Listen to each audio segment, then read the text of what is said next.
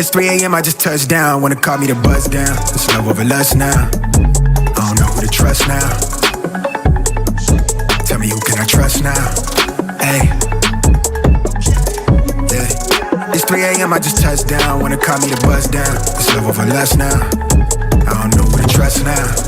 Yeah. Who can I trust now? Hey. Lately I've been on the go. School is home away from home. Inner teed up on my own. Load up the beat, bitch, I'm in my zone. I feel alive today. Don't fuck up my vibe today. Don't come at me stirring my pot. You might get erased from the plot and end up under plot of them grass blades. They been throwing me mad shade. All this ducking and dodging, your ops in the wavelengths. Bitch, you negative headspace. That version of me that you thought that you knew had been newly updated. I'm activated. Whatever they on, oversaturated. I'm the cure, my intention is pure. My life been a blur, yes sir. Yeah. I've been stitching my wounds and flipping my tunes and versing my curses. I wrote it in braille, never stale. I spoke it in cursive. I'm not from where earth is. The features ethereal, the ancestors surging through veins. I've been curving and purging all person in places and things that don't serve me. My hands on the cloud, my feet where the turf is. That's perfect. On God, bitch, yeah, I'm activated.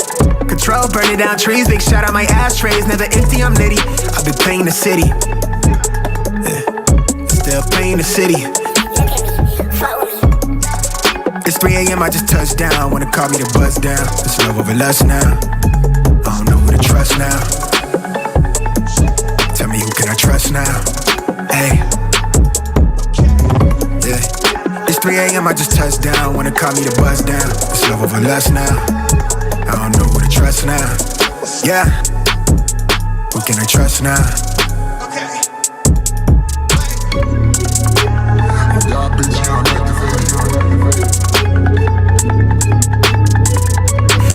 I've been paying the city.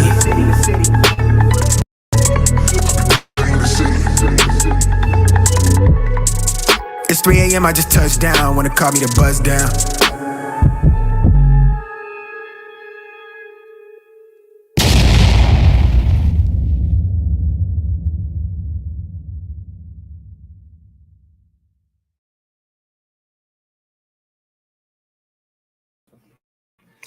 Yo, what up, y'all? It's your boy Rob coming back at you once again with another live stream. So before we get started, you already know what to do. If you're not subscribed to the channel, make sure you hit the bell icon twice. Smash the like button, share this video out to all of your followers, and let's get it cracking. All right. As always, we got to start this off by hitting up Carlton Way's comment. Oh man, that's hilarious. 3 a.m. caught him a bus down. More like 3 caught him a bus up to Chicago. That's that migrant life. Hashtag undocumented life.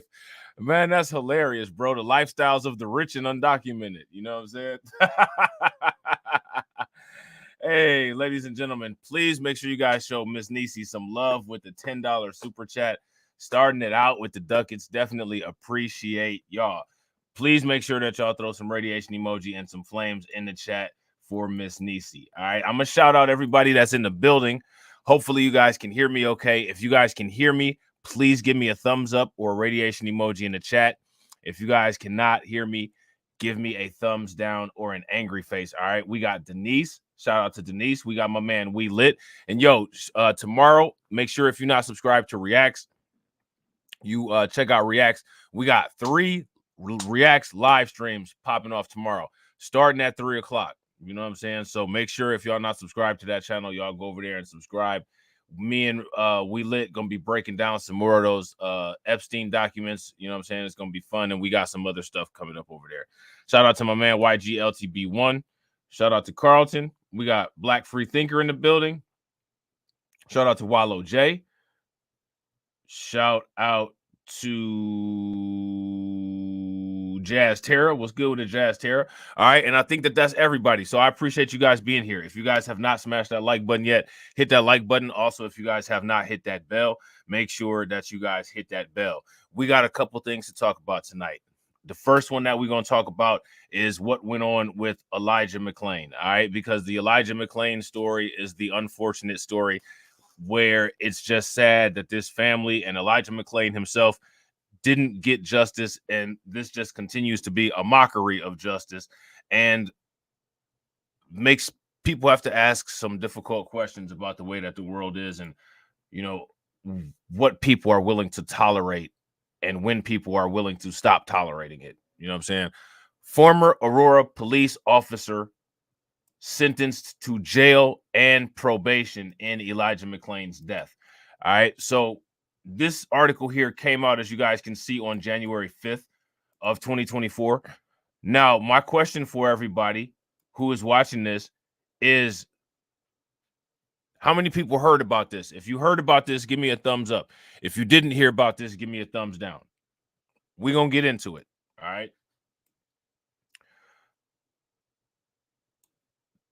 The lone police officer, only one, convicted in Elijah McClain's death, will serve 14 months in jail with work release and 4 years of probation for his role in the August 2019 death of the 23-year-old man. They may as well not even done anything.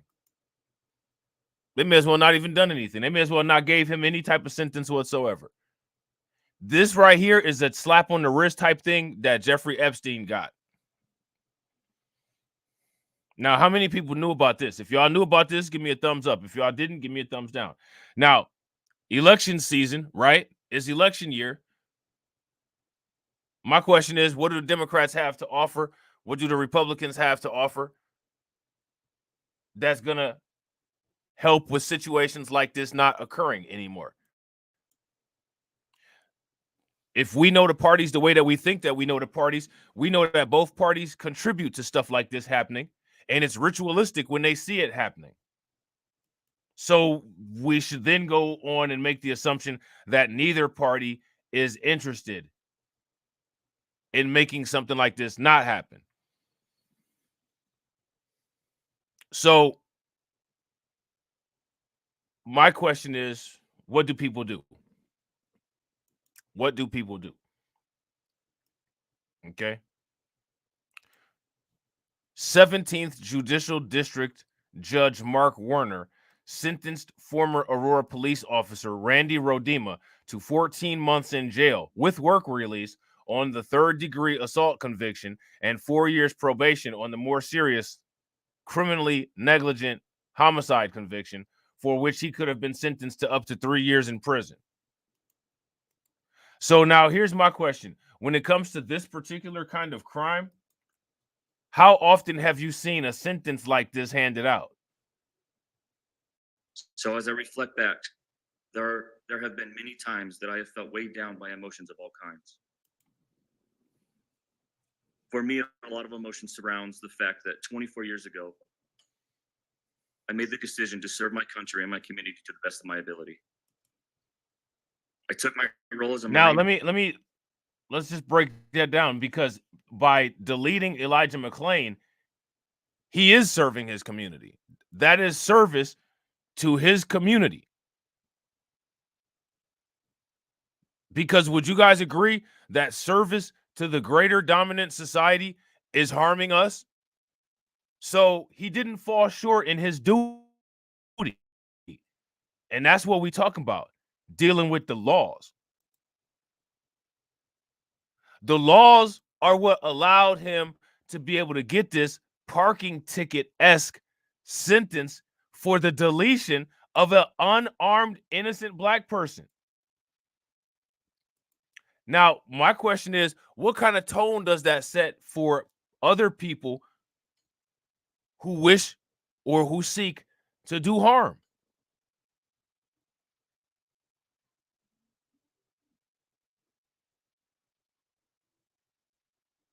What kind of message does this send?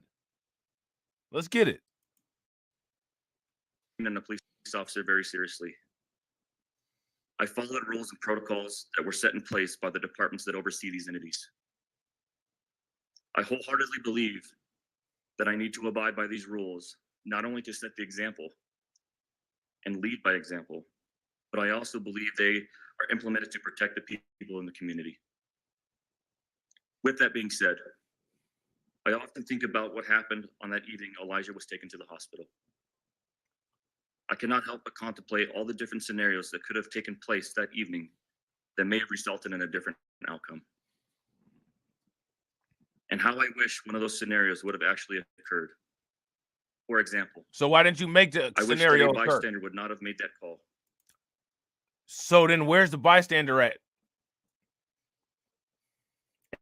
And just because the bystander made a call, first of all, you should have known what kind of people your people are and why that bystander would have made that call. And then you would have said, well, you know, there's nothing to see here, because many times police officers say that there's nothing to see here. So now here's my question. Why does this police officer wish that the individual who made the call didn't make the call? One thing that I wish was that he was a competent police officer, and I wish that he was a competent human being. And I also wish that he had sense enough to take responsibility for being a piece of crap. But he doesn't.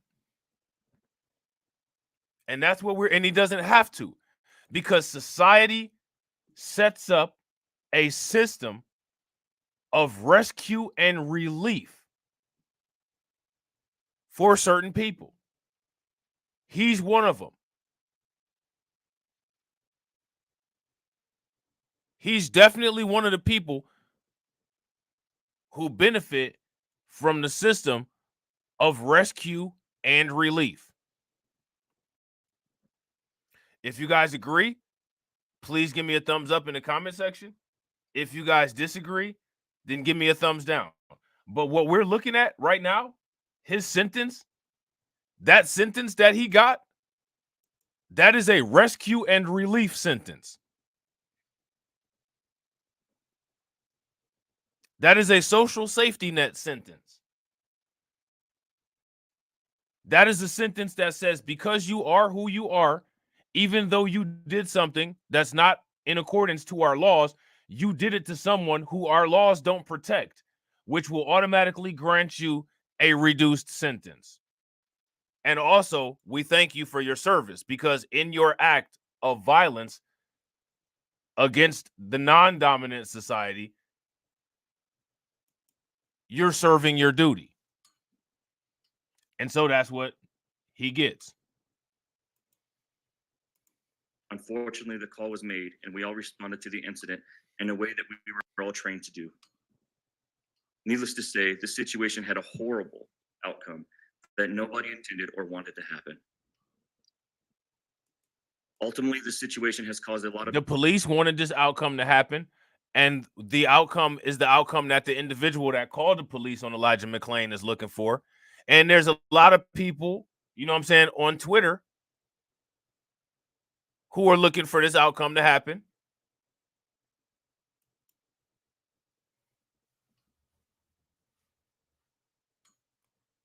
There's a lot of people that were looking for this outcome to happen.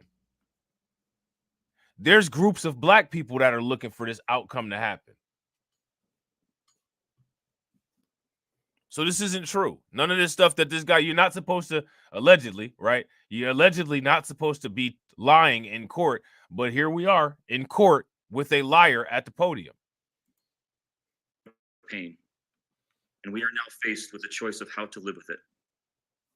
This heartbreaking experience. Well, see, that's also a lie. Everybody except for Elijah McClain is faced with the dilemma of how to live with it, because Elijah McClain can't live with it, because you're getting to do something that Elijah McClain wasn't even going to do, which is go to court. You're able to have your day in court. Elijah McClain didn't even commit a crime, so he wouldn't have even done a day in court. And Elijah McClain's not going to live to see his 24th birthday.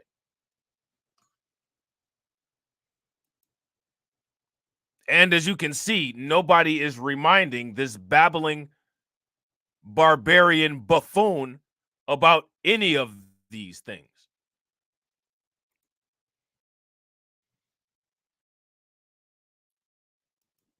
Honestly, I pray that steps will be taken to change the way first responders are trained to handle these types of situations.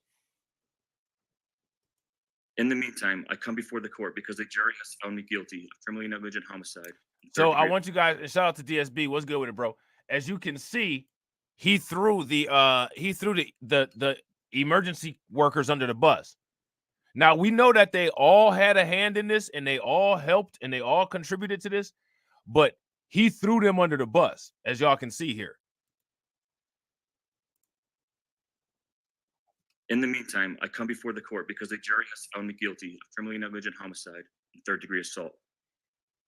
Today, the court is faced with the responsibility of delivering the most appropriate sentence for these charges. Now, I want to ask you guys, from what we've read and what we've talked about so far, is his sentence that he has received that we've talked about, is that an appropriate sentence? If that's an appropriate sentence, then give me a thumbs up.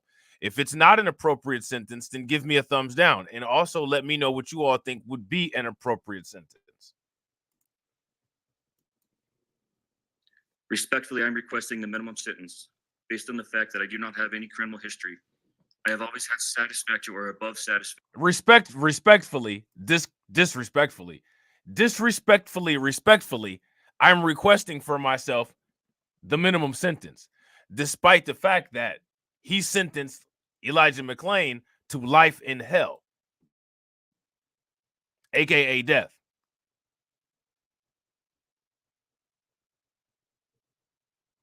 My question for you guys is, do y'all see the dynamics here? Do you see what's going on here? What's going on here? Sentence for these charges. Respectfully, I'm requesting the minimum sentence based on the fact that I do not have any criminal history. I have always had satisfactory or above satisfactory remarks on my annual reviews. In addition, since I have been relieved of my duty as a police officer, I have secured employment elsewhere. I have taken steps to grow and do better by receiving consistent counseling. He's already gotten another job. Somebody hired him knowing he's got a body. And this is what I'm talking about restoration and relief.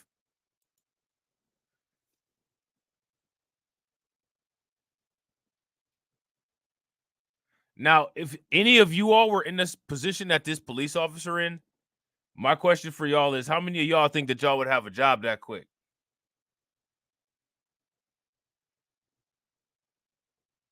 Would y'all have a job that quick? Let me know. From both a private firm and my community support group at church. Facts, Deneen. Furthermore, I have a wife and 3 children who depend on me very strongly for financial, emotional, and physical support. Thank you, Your Honor, for allowing me to take this time to understand my perspective. Thank you, sir. Anybody want to tell us about Elijah McClain's perspective? So now here it says Rodima was also ordered to perform 200 hours of community service. Warner allowed him to leave the courtroom on bail and ordered him to report to jail.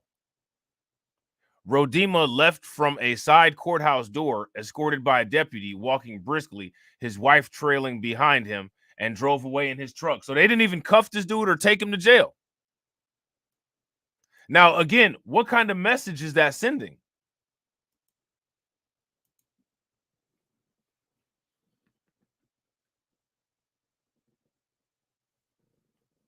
What kind of message is that sending?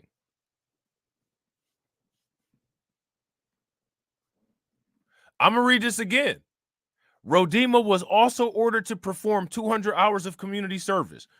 Warner allowed him to leave the courtroom on bail and ordered him to report to jail. Rodima left from a side courthouse door, escorted by a deputy walking briskly, his wife trailing behind him, and drove away in his truck. And that's because he was allowed to leave on bail. There's a picture of it right here.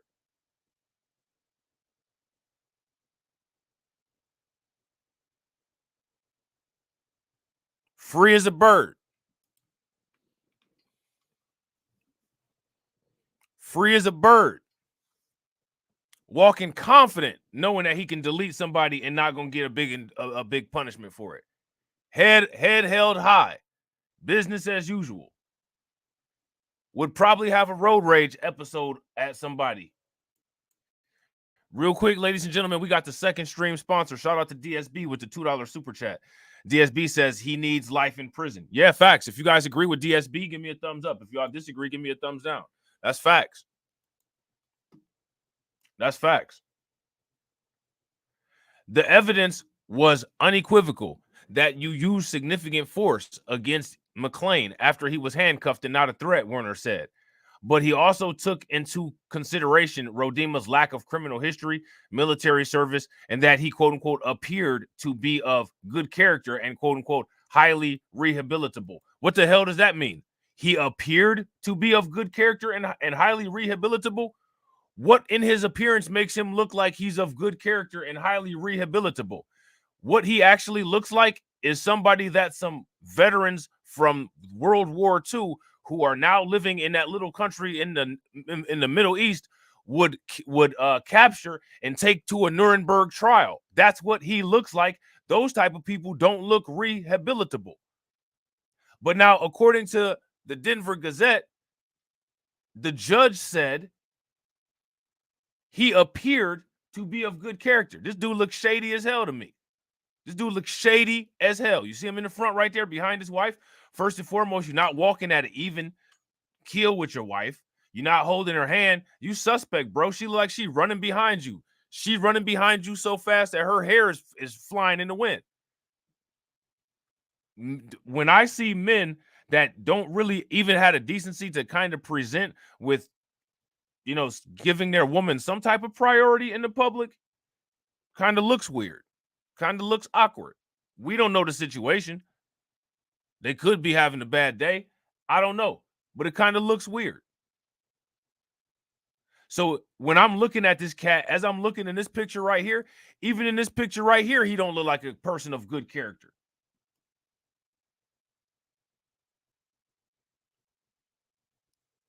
He looks like somebody that sits around, picks his nose, and plays Fortnite all day. That's what he looks like. So what are they seeing that I'm not seeing? Or what am I seeing that they're not seeing? But according to the court and a quote-unquote alleged jury of our peers, he appears of good character. I can tell. I bet you one of the things, he doesn't have braids.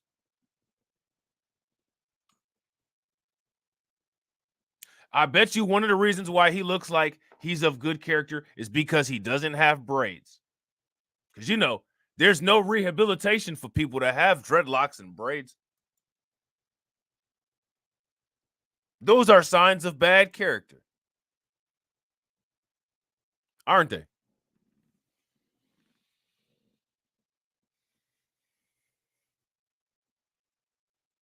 That's interesting.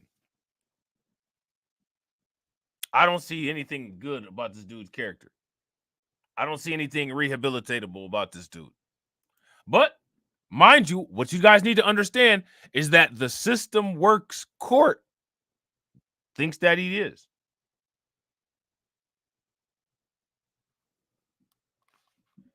Shout out to Deneen Grant. Now, I'm going to tell you something. Deneen says he doesn't have melanin. Facts. That's one of the visual things that they see about him that says, oh, he's rehabilitable.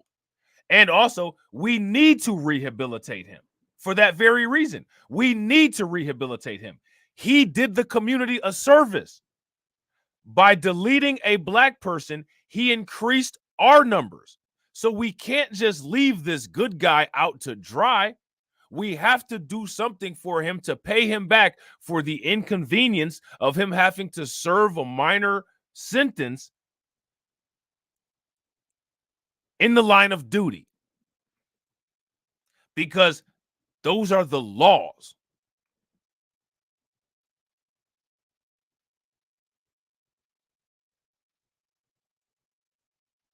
Those are the laws. Those are the laws of the land. The laws of the land are that we preserve those who don't have melanin and we exterminate those who do. Those are the laws of the American land.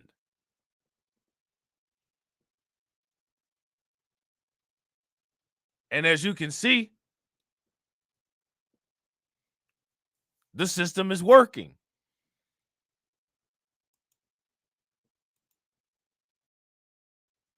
Like Torian Rain says, Operation Protect the White Boy.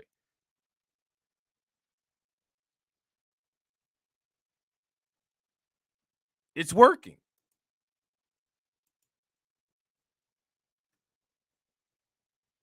You know what I'm saying? Rodima's attorney, Don Sisson, in asking for probation only, painted an all-American picture of Rodima as a father of 3, a soccer coach, a decorated Marine and Iraq War veteran, and a church volunteer. Sisson admitted, though, that although his client didn't cause Elijah McClain's death, Rodima, quote-unquote, fell short.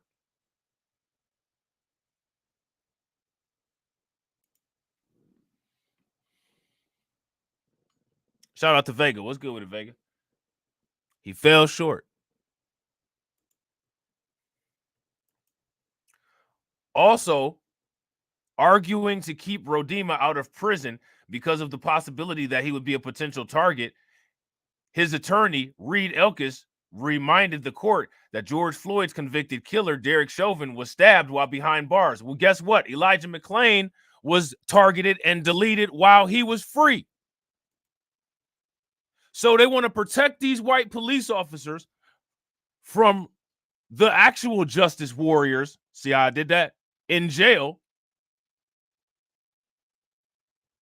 Right? But where's the protection for Elijah McClain? And he's free. Shout out to Tia 2U. What's good with it, Tia? Where's the protection for Elijah McClain and he's free? We have to set up a special sentence for this coward cop. And Elijah McClain was serving time being a black man on prison planet Earth. And he got deleted. We got to protect the white boy, like Torian Rain said. You know what I'm saying?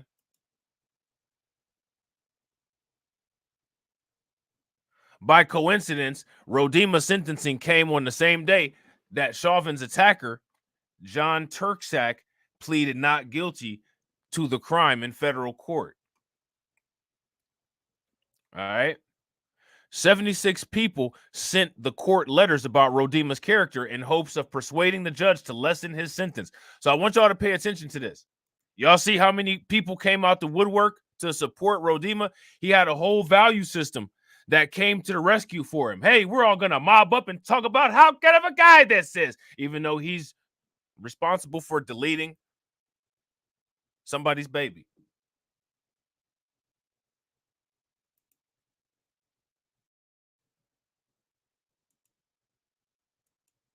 When are people going to get sick of it?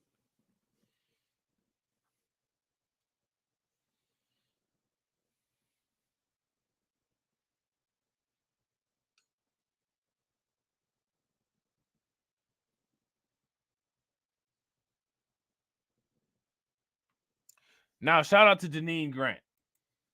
Deneen says where walking suspiciously is a crime punishable by death. Now, I'm going to tell you guys something that you might not know. How many of y'all were aware that breathing is a crime punishable by death? If you were aware of that, give me a thumbs up. If you were not aware of that, give me a thumbs down. Because those are the laws.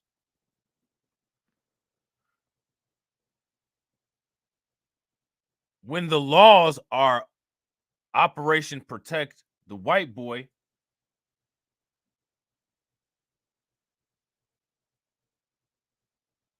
you execute Operation Protect the White Boy by quantitatively easing the amount of black people there are, whether it's through deletion, whether it's through propaganda, whether it's through poisoning, whether it's through abortion, restaurants. Shout out to Jay Ghetto. What's good with it, bro? That's why you put Whole Foods in the white restaurants and you put Church's Chicken and Rallies in the black restaurants along with the state liquor stores. That's why you do that.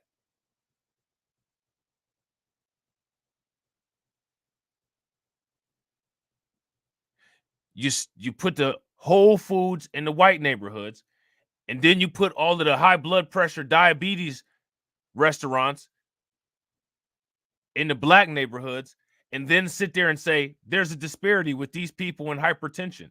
There's a disparity with these people in high blood pressure. There's a disparity with these people in diabetes. They serving in the low income areas, Whoppers and Big Macs for 99 cents. In the white areas, they selling carrot sticks and celery sticks. And you wondering why people dying of hypertension? Nobody's wondering anything. That's the social engineering. That's the program that's at play. It's supposed to be like that.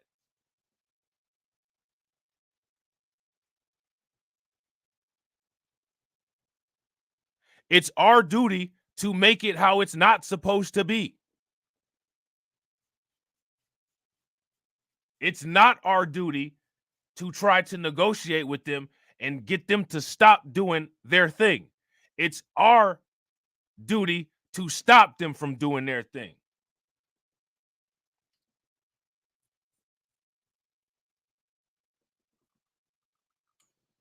You know what I'm saying?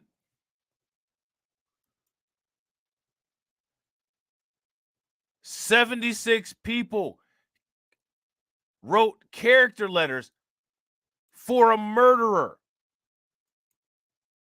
The same way more than 76 people love watching Jeffrey Dahmer on Netflix.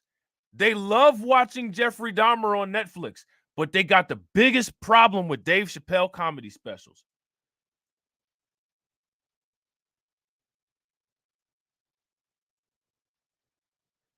Jeffrey Dahmer and his odd appetites get standing ovations from the dominant society. But it's questionable if we should allow Dave Chappelle back. I'm going to tell people something. Stop trying to rationalize nonsense. Here's a hint. That's why it's called nonsense, because there's no sense within it. Okay? And what you guys also should be aware of is that in many cases, people are not trying to make sense. They're not trying to make sense. Making sense doesn't matter.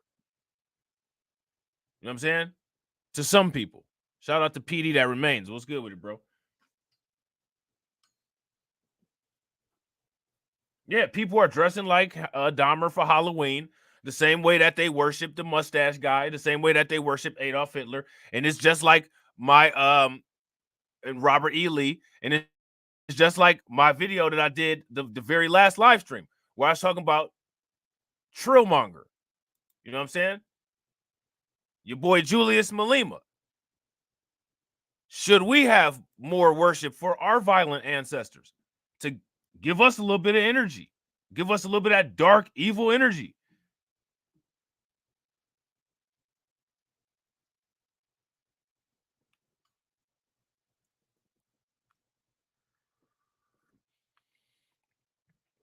I'm saying?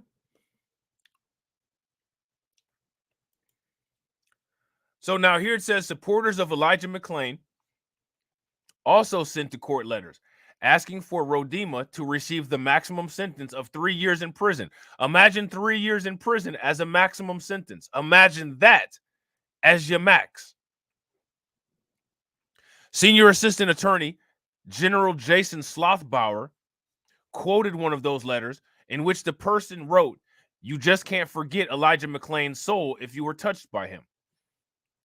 McClain's mother, Shanine McClain, standing outside the courthouse after sentencing, was not impressed by Rodema's past history. I bet you she's not.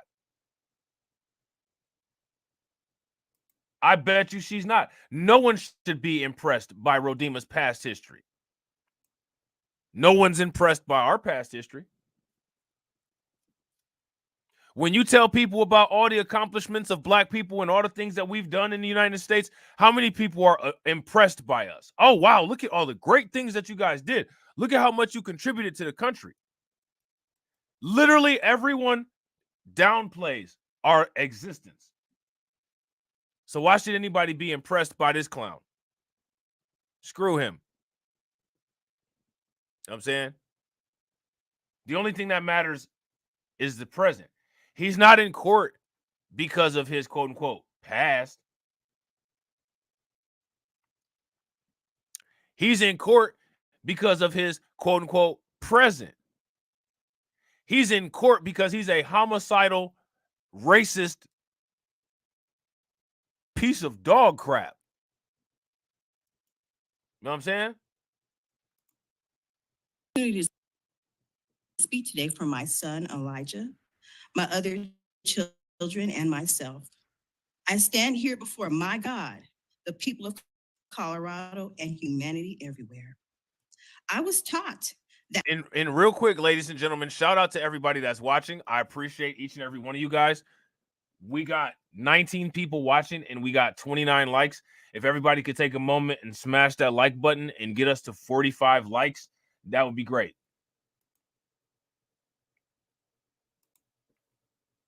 That parents should raise their children so that someone else can be around that child. That means the child needed to learn values and morality about how to properly interact with other family members at social events. Now, see, I want you guys to pay very close attention to what she said. Values and morality. Now, when it comes to how we deal with particular things, let's keep it a buck and let's be honest with ourselves. How much value do we place in ourselves? And how much morality do we show others? Do we show each other over how we show other people morality? We should always show ourselves the most morality and mercy first. And then at your own discretion, how you see fit, based on a standardized set of qualifiers, justify and provide morality to people outside. based on your judgment, your standards, not Dr. Umar Johnson's, not anybody else's, yours, your better judgment.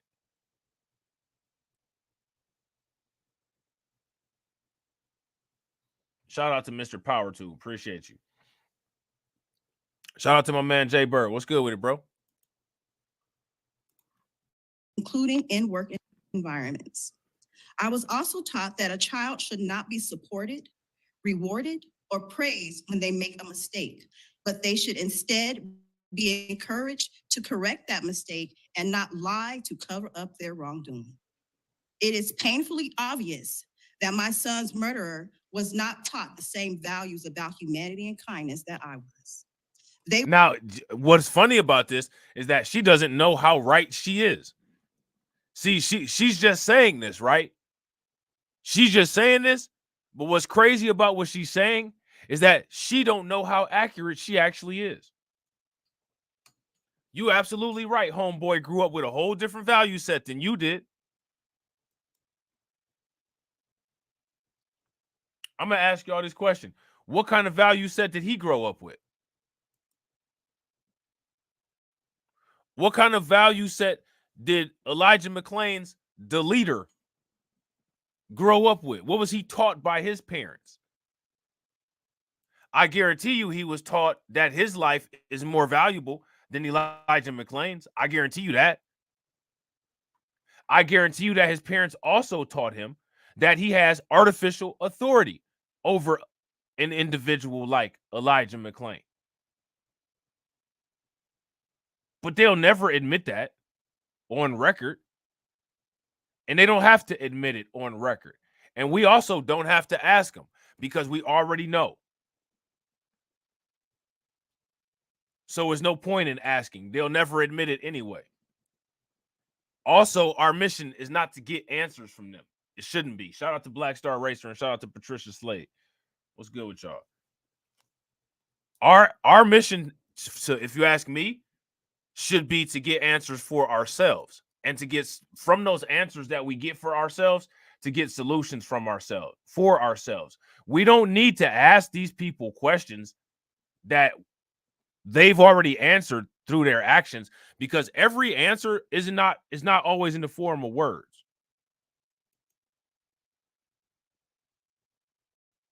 It's a lot of times people say that they don't know to things that are very obvious.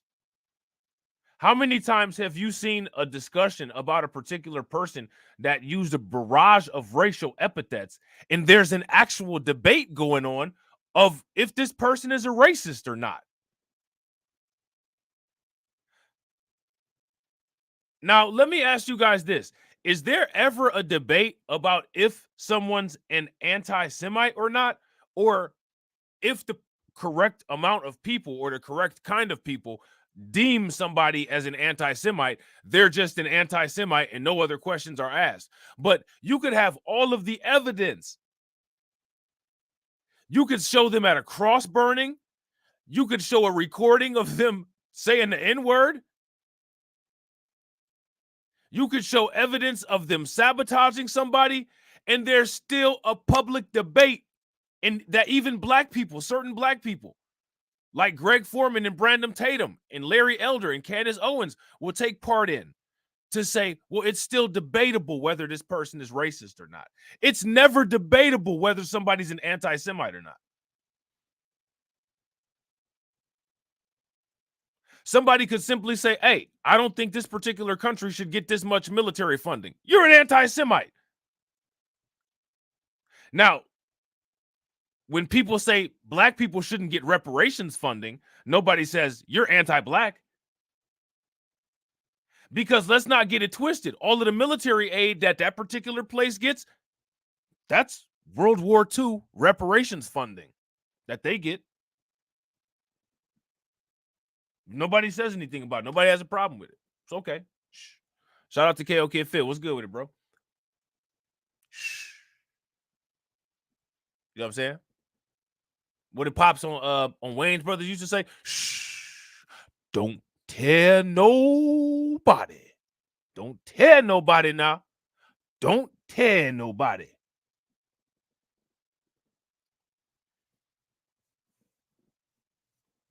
And this right here is the reason why, if you ask me, one of the first steps to dealing with any of the situations that we have is to embrace villainy. You have to absorb all of the dark energy of every type of negative thing that people deem about you and utilize that to force your will upon those people.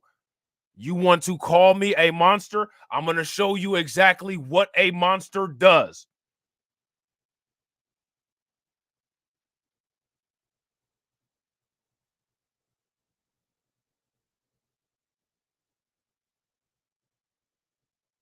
You want to call me evil? I'm going to give you an unmistakable, unforgettable lesson on what evil looks and feels like.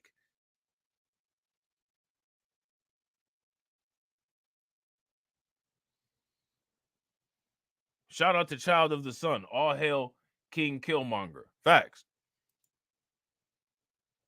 They were not taught. Rodema was not taught the valuable lessons of life's purpose. Rodema was taught the family values of WS's purpose, because WS is a family value.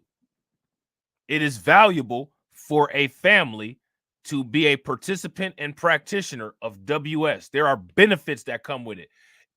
If you work at a specific employer, you get a benefits package. You get health insurance. You get a flexible spending account, 401k, PTO time.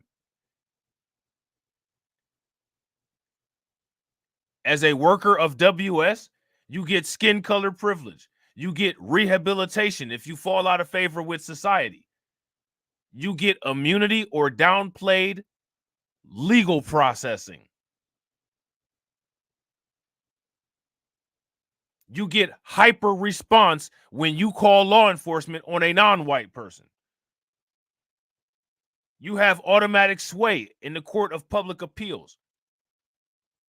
And your skin color is a qualifier for anything that you want to do. You could have absolutely no experience in flying space shuttles, and you will be chosen to fly a space shuttle to Mars before a black person with a master's degree in aerospace engineering and 7 years of Air Force experience. Benefits package. You get a job wherever you want to because we own everything. We maintain the racial wealth gap because all businesses put money back into our hands.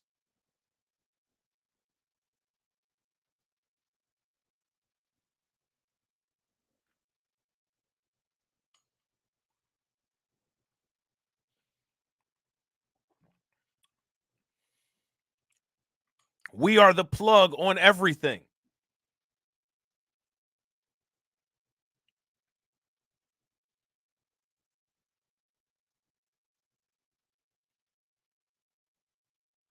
Now, I think if you ask me, a lot of people have lost their spirit because there's a lot of people, and as a man,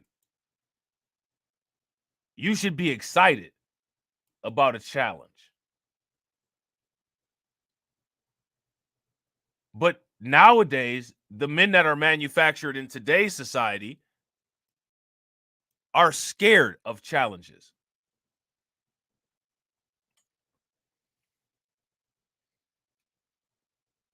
Nowadays, these so-called men that grow up,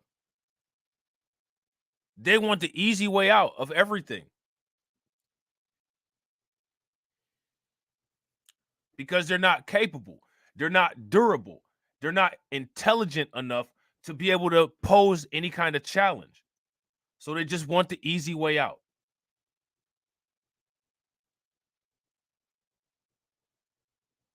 Nobody wants to walk around with that looming feeling of, I'm going to take some lumps today because I got to have this confrontation.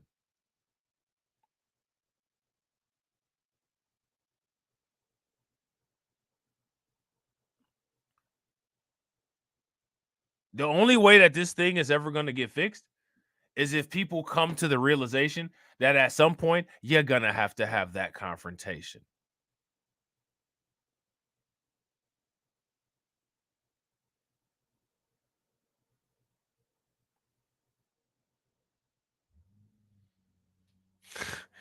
You ain't never lied. Carlton ain't never lied. Shout out to Carlton. Carlton said the only challenge that they want is from TikTok. Facts.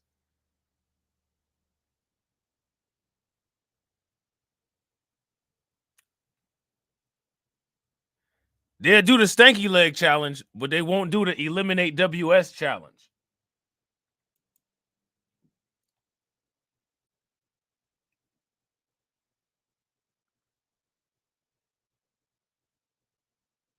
It's just interesting. It's extremely interesting. So now here it says all the good things he did were for show. He's a wolf in sheep's clothing, she said. This is not justice. This is not accountability. This is a slap on the wrist. That is a fact. If you guys agree with what she said, give me a thumbs up. If y'all disagree with what she said, give me a thumbs down. She's absolutely right. This is a slap on the wrist. It's not justice. What that you remember on Transformers the movie when the Quintessons was sentencing that one robot to his sentence, and the Quintessons was like guilty, innocent, and he said this is a mockery of justice. That's what that robot said. He was right. It's a mockery of justice. But what we have to understand is that it technically is not a mockery of justice because it's not justice. We don't live in a world where justice is installed. That's everybody's talking point. We're gonna delete WS and replace it with a system of justice. So if we have to, quote unquote, replace what's already existing here with a quote unquote system of justice, what that means is that there is no justice. Now, they keep sitting up there marching and all that stupid ass shit, talking about no justice, no peace, but I see a whole lot of peace. And I also see a whole lot of no justice.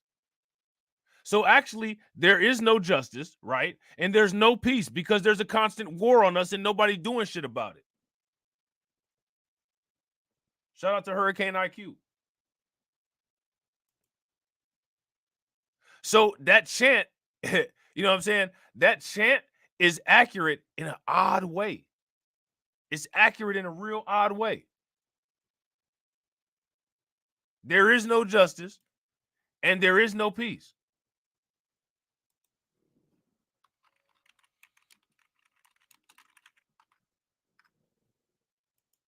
Okay?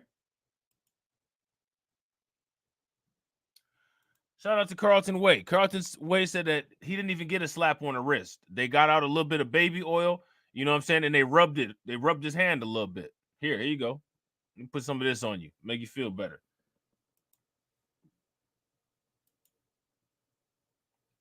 She did not look at Rodima when she addressed the judge for his mitigation statement. He did not apologize, but started off expressing his condolences to Shanine McClain for the loss of Elijah. I hate that the McClain family has to go through this, he told Warner. Well, then why'd you do it? Why did you make the decision to do it if you hate it so much? Shout out to Mike TV. What's good with it, bro? Why did he do this? You know what I'm saying? Then he blamed the 911 caller for the way things started. Now, mind you, let me ask you guys this question. How much accountability did Rodima take for any of this situation right here? First, he blamed the caller, the person that called the police on Elijah McClain. Then he also blamed the EMTs. When we listened to what he was saying, did he mention any type of accountability for himself? And I almost forgot. We still got a little bit more of this to go. Let's finish watching this. And real quick, also shout out to everybody that's watching. If you guys haven't smashed that like button, please take a moment, smash that like button. Also, if you guys haven't hit the bell, please take a moment, hit that bell, and also please share the stream to your social media. Taught the valuable lessons of life's purpose. Elijah McClain had no criminal activity or record at the time of his murder on August 24, 2019. Elijah was a young adult who had his whole life ahead of him.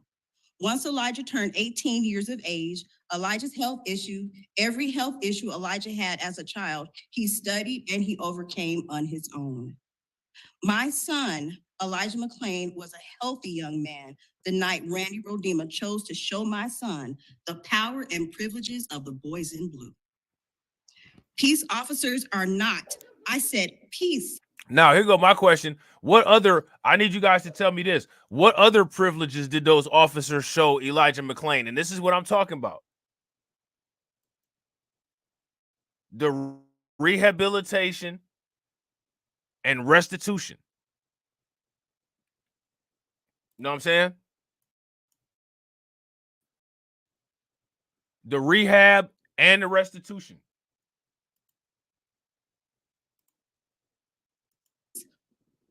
Officers are not supposed to be murderers, but that is what Randy Rodema became the night he bullied my son to death. Now again, this is coming from, if you ask me, and no disrespect to this woman here, this is coming from the untrained eye, right? This is from the untrained eye. She says that these people are not supposed to be murderers. These people are absolutely trained mercenaries. They are murderers. Why do you think that they got somebody with a Marine experience? Why do you think they get people that have out of control tempers and people that snap at the drop of a dime? These people are absolutely supposed to be human attack dogs. They're human attack dogs that come on the scene with weapons and attack dogs. That's exactly what these people are. And they got the bulletproof vest, but the best protection that they got is that societal privilege that the dominant society provides. That privilege that the dominant society provides is more of an effective protectant than Teflon. Look.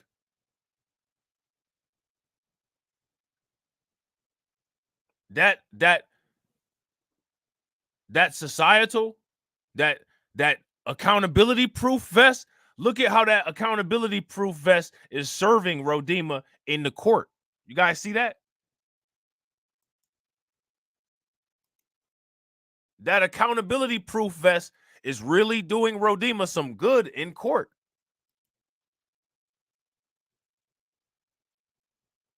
If you guys agree, give me a thumbs up. If y'all disagree, give me a thumbs down.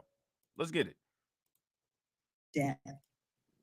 If an individual is trained to view others based on their race, or if an individual is trained to be a brutal machine of force, that individual becomes incapable of showing kindness to people of diversity in communities everywhere. At what point in time does that individual choose his own humanity instead of the inhuman protocols of his training?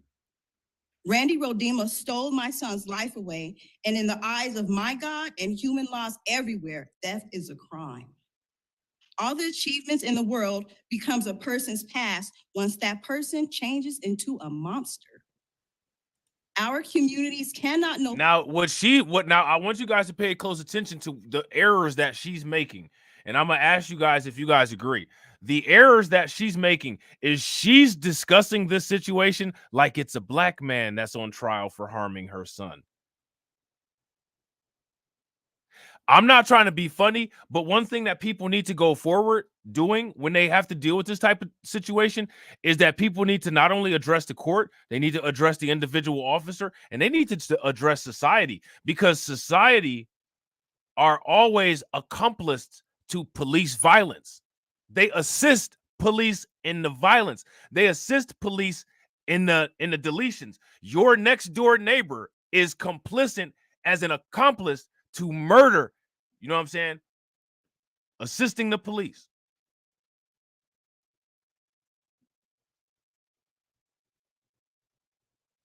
So when you start these kind of addresses, you need to first start off by saying, fuck all you motherfuckers.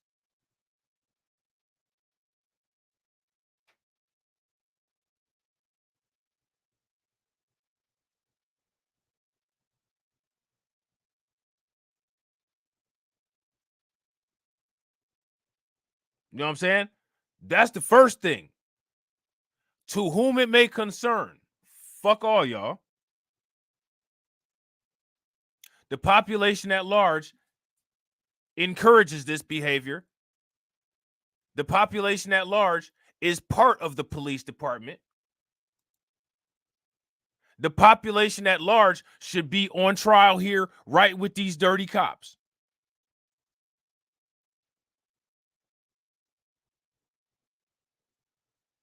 You grew up in a household full of racist Confederates who never provided any value or taught you the value of life of non-white people.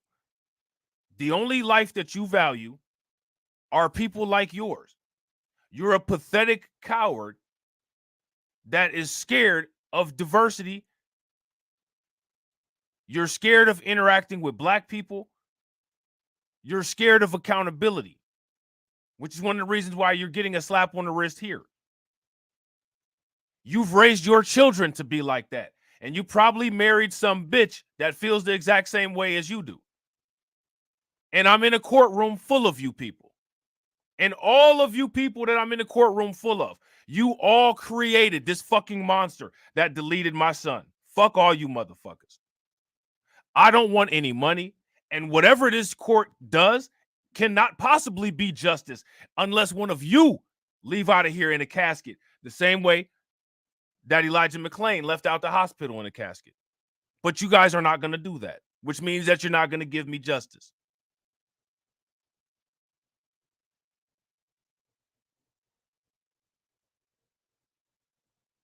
Look around this motherfucker, man. Does this look like a jury of my peers? Show me a peer of mine in here.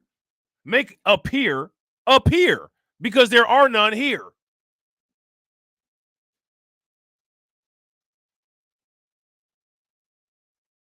And y'all call this justice.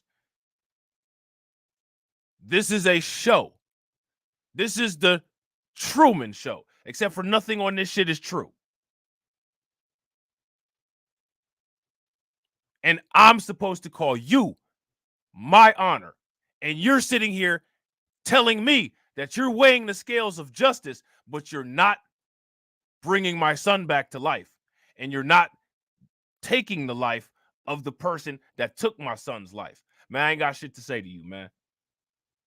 Nothing that you all can do here is anything that can repair this situation, because your idea of what I feel should be the repair for this is not my idea of repair for this. Hence, it's not justice.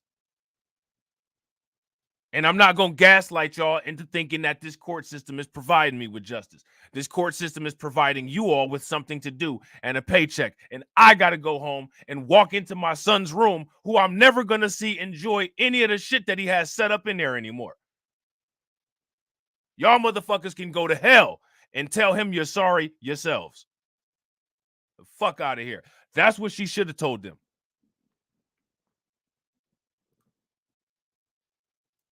You know what I'm saying? Peace until we see the justice departments hold their own enforcers accountable.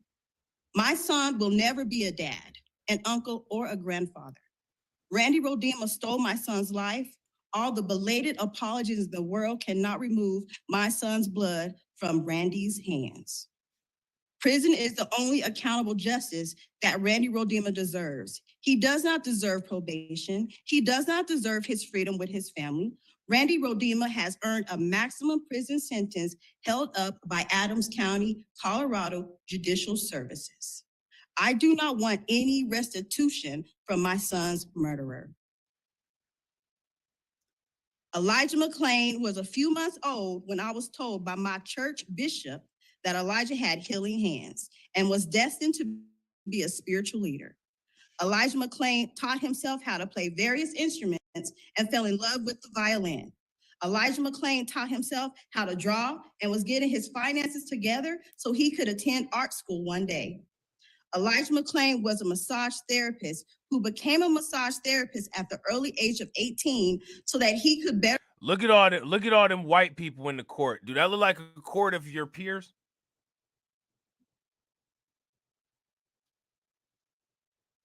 Yeah, exactly. Exactly, DSB. Exactly. You got all these white people in the courtroom thinking that this shit is funny.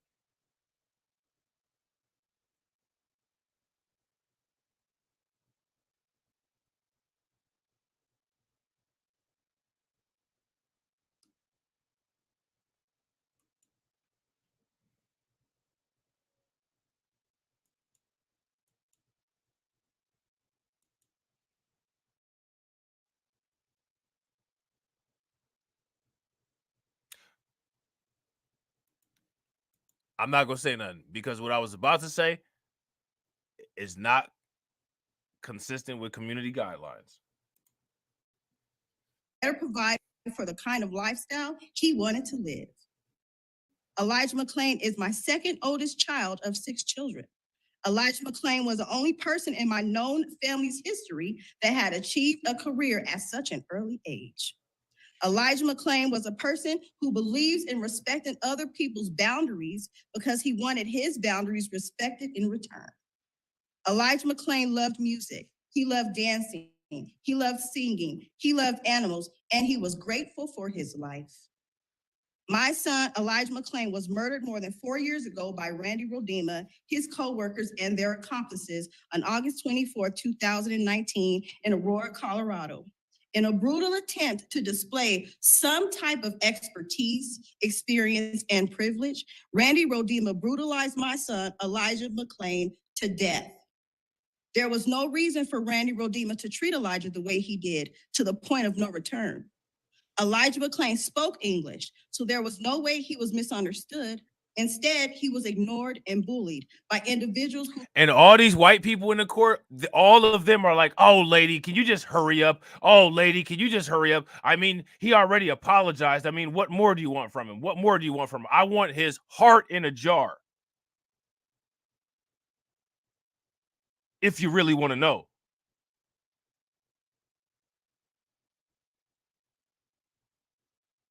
I want his heart beating, suspended in fluid, in a jar. Does that make you more happy? Does that make you feel better?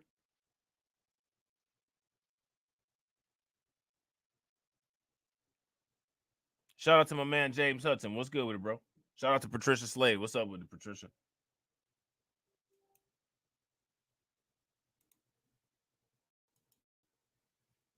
who took an oath to protect our communities. That night on August 24th, 2019, protecting our community was the furthest thing from Randy Rodema's mind. Randy Rodema was, is, and will always be a bully with a badge. Elijah McClain did not understand why he was being attacked by peace officers and why he was being arrested. Elijah McClain was already handcuffed. Elijah McClain just needed to sit up so he could breathe better. Elijah McClain just needed to sit up so he could correctly remove the blood and vomit from his lungs. Elijah McClain just needed someone to listen to him and respond appropriately for clarity. Elijah McClain was held down by Randy Rodema and tortured by Randy Rodema in numerous ways for no other reason except Elijah was different. It doesn't matter how my son was different. What matters is that my son was not like Randy Rodema. Randy Rodema was enjoying himself so much that he did not let Elijah go until Elijah's lifeless body was transferred to a gurney. Where was Randy Rodema's humanity and kindness that night? There was no reason for Randy Rodema to put his knee in my son's back and sit on my son's chest. Randy heard my son cry and beg for his life.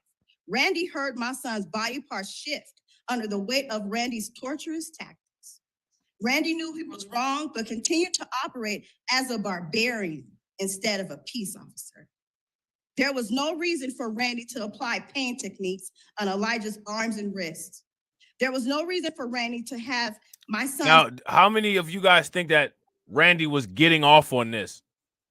If you guys think that Randy and Derek Chauvin and all of these people get off on this, then give me a thumbs up. Now, I'm not trying to be funny, right? But y'all saw that live stream that me and TD did this morning about the whole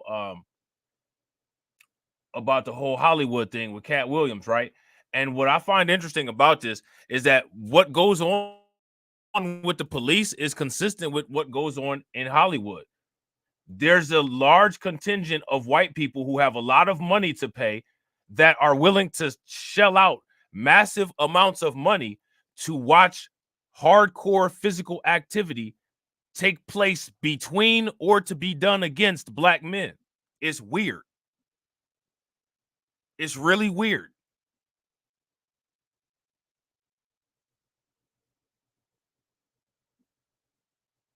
The police department pays these high settlements knowing that they're in the wrong,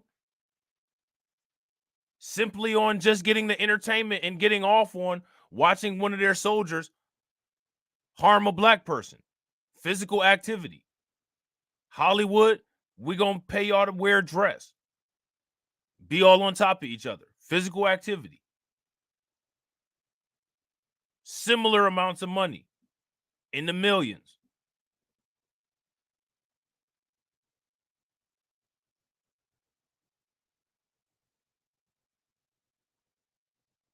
But people don't talk about that though. And they should. I gotta this it's all what it is, Hurricane. Shout out to Hurricane. It's a show off of their culture. If you guys agree with that, give me a thumbs up. If y'all disagree, give me a thumbs down. And if it's not, then how do we account for the commonalities that we see? They always need a crowd to do it. They can never win one-on-one. Facts. And shout out to my man Robb from Denver. Violent people definitely get a rush from violence. That's a fact.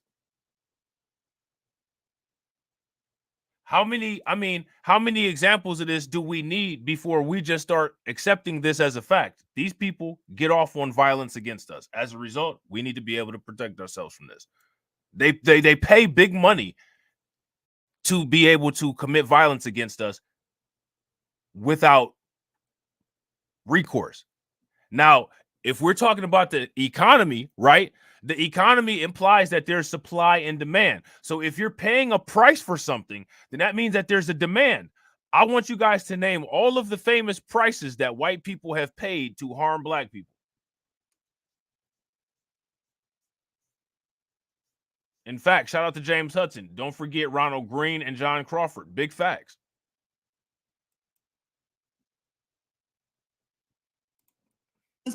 Arms in such a way that Randy heard a pop. There was no reason for Randy to slam my son to the ground while Elijah was just wanting to sit up to breathe. I watched the body cam videos over and over again so that I would know when my son's last words were spoken and who was the reason for that. I have sat through the trials looking for some form of regret, remorse, or guilt on the faces of my son's murderers and their supporters. I have found none. I have listened to the trials to see if I could hear it in their voices, but instead I only heard lies and blaming others for their trained cruelty. Now, she's right on that. She's 110% right about that. Where did Rodima take any accountability for what happened at? Where did he take any accountability? Did he take any accountability, or did all he do was point fingers at other people? All that coward did was point fingers at other people. He didn't take a lick of accountability for anything that he did. And make no mistake, he did a lot.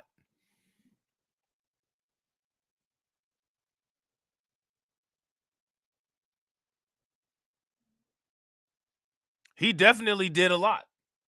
Shout out to Kid Gravity. What's good with it, bro? He did a lot. Said trained cruelty. I heard no humanity or accountability. Hey, make sure you guys show some love. Throw some radiation emoji in the chat for Kid Gravity for supporting the channel for 11 months. Definitely appreciate that. Make sure y'all show him some love. From the actions of committing a murderous crime while on duty. There was no evidence of kindness in their eyes. There was no humiliation in their fake smiles, and there was no goodness in their demeanors. Instead, I found arrogance, I found ego, and I found that privileged attitude. I am here to witness if Randy Rodema will receive full punishment in prison for his crime in brutalizing and torturing my son, Elijah McClain, to death. What Randy Rodema did to my son, Elijah McClain, that night is called murder, regardless of how it is classified with legal protocols and legal confusing words. My son was murdered with intent and malice based on the body cam videos that are now being viewed by the entire world. No matter what happens here today, no matter what Randy Rodema is sentenced to, Randy Rodema will always be a bully with a badge on that used his power in some of the most horrific and evil ways. The world knows that my son was innocent and never should have been stopped. The world knows that Aurora— Facts. Now that's a fact, right? Which again, the world knows that Elijah McClain is innocent and that he shouldn't have been stopped. That's a fact, which means that the population at large has to bear the responsibility of their out of control behavior, because because the person that called the police on Elijah McClain that night for no reason, that's not the only person that done that. That is a habitual thing that they have done, that they have not even attempted to check each other about, with those kind of disgusting habits like that, which means that if you fail to check your peers about that kind of stuff, you are just as guilty. If you don't check your peers, that means that you encourage it. Now, they got a nasty habit of being real silent while watching their peers harm other people, which means that some of those silent people need to start getting that energy for what they allow their peers to do. You know what I'm saying? Shout out to Hurricane IQ. I agree. If you guys agree with Hurricane, give me a thumbs up. If y'all disagree, give me a thumbs down. Hurricane said that caller should have been charged as well. Facts. Deneen said that too. If you guys agree with Hurricane and Deneen, give me a thumbs up. If y'all disagree, give me a thumbs down. I agree. Colorado's policy enforcers have been racially trained through biased beliefs. The world knows you, Randy Rodema, as an evil person.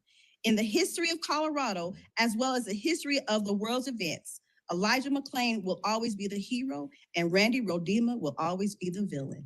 Divine justice for my son, Elijah McClain. Facts. Facts. I'm not mad at that, man. I'm not mad at that. You know what I'm saying? I understand what she was trying to do. And when people lose their family member, I don't be trying to come down on them too hard. You know what I'm saying? When you lose somebody that you love, it takes you out of your sane state of mind and ability to really concentrate and focus the right way. And I'm not saying that she wasn't focused in her speech. I don't want people to think that I'm saying that. But that is that I do not want to criticize somebody who is trying to deal with the loss of their child, because I do not believe that any parent should ever have to bury their child, and I can't even fathom how I would react if I had to do something like that. I just don't know. It's not something that I even want to think about. I don't want to think about something like that. I sympathize deeply with any parent who has had to deal with that. No one should ever have to deal with that as a parent. You know what I'm saying? So now here it goes on to say, I wish the bystander would not have made the call. We all responded in the way that they were trained to do. When he finished his statement, and so again, this is very telling, right? Because Rodema said we all responded in the way that we're trained to do. That's interesting. So you're trained to use illegal chokes, and you're also trained to just shoot people up with ketamine. Okay. So there he goes. He just admitted it. You know what I'm saying? When he finished his statement, he returned to his seat and shifted to look in the direction of the front row where Shanine McClain was sitting with supporters. She did not look at him. So what he was trying to do with his punk ass was he was trying to intimidate her. That's why his punk ass looked at her. I said what I had to say. Now I'm going to sit my privileged ass down and stare at you because I know that I'm about to get off for deleting your kid and you just going to have to deal with it. That's what his ass was doing because that's what they always do. It's funny. It's a joke. It's hilarious. They'll say something stupid like, oh, well, black people just make so many kids anyway. You know what I'm saying? Like she'll just have she'll have another one. That's what they say. They literally actually say stupid shit like that. And then when they get held accountable for the shit, or when somebody like, pushes up on them like, yo, this that shit that y'all be doing. Oh no, like, you know what I'm saying? Like we didn't say that, or like that's not what we meant. That's what I'm saying. Like, man, always push up with that energy. Don't never let them get away with none of this nonsense. You know what I'm saying? So now McClain died in 2019, several days after the struggle with the police officer and an injection of ketamine by a paramedic. Mind you, activities that the police officer said, this is what we're trained to do. His words. We responded in the way that we're trained to. So what we're trained to do is struggle with suspects who haven't been proven to commit a crime yet and inject them with ketamine. That's what he said. That's his testimony. It's right there. No getting around it. You know what I'm saying?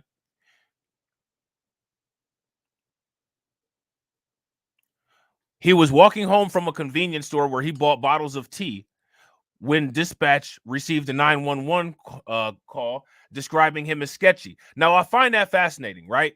Because they described other people. They described Rodima as rehabilitatable, right? And they described Elijah McClain as sketchy. The judge described Rodima as somebody who could be rehabilitated.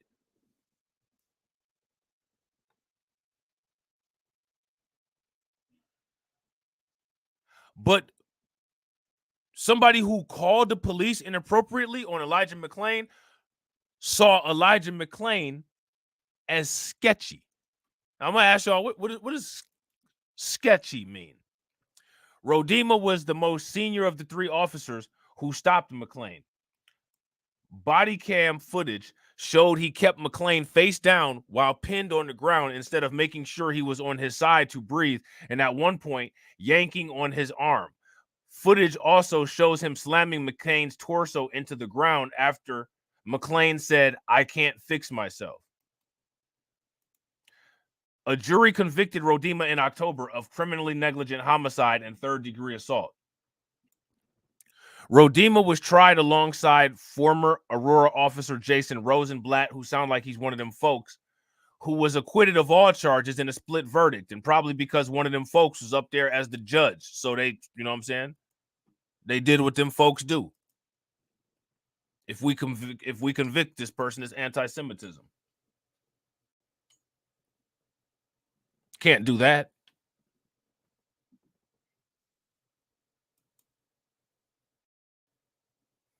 You know what I'm saying? We can't do that now.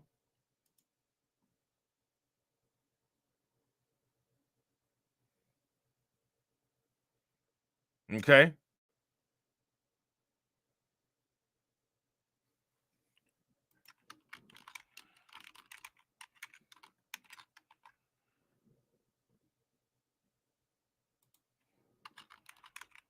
Hold on real quick, guys.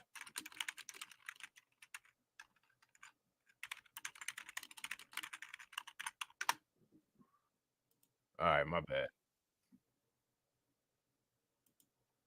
They both faced assault and reckless manslaughter charges with criminally negligent homicide as a lesser included count. Rosenblatt was fired by the Aurora department in 2020, and Rodima was suspended but was terminated after the conviction. And remember, he found another job. You know what I'm saying?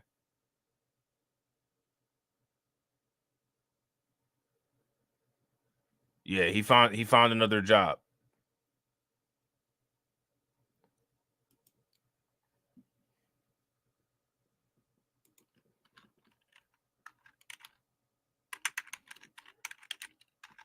Okay.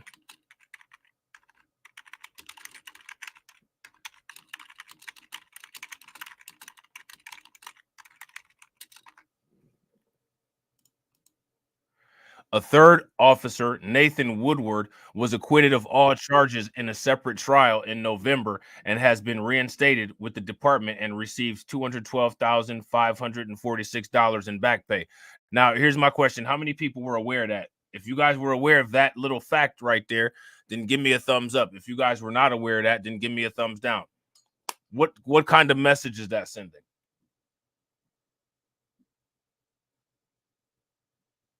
What kind of message is that?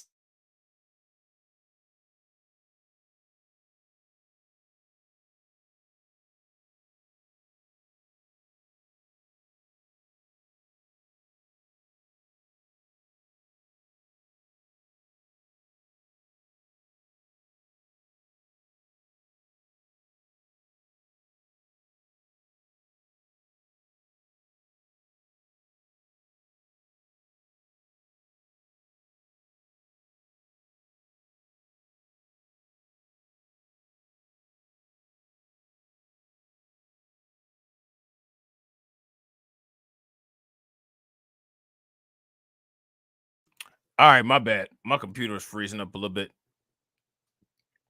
Nathan Woodyard was acquitted of all charges in a separate trial in November and has been reinstated with the department and received $212,546 in back pay. Now, let me ask you guys a question. Did one police officer delete Elijah McClain, or did the police and the EMTs delete Elijah McClain? So now my question is, if who is responsible for Elijah McClain's death? Who deleted Elijah McClain? Yeah, that's facts. That's facts, Jay Ghetto. And they still laughing about it. And they laughing about this too. And I got to agree with Denise. And I agree with Hurricane IQ. Both. The police and the EMTs. Right.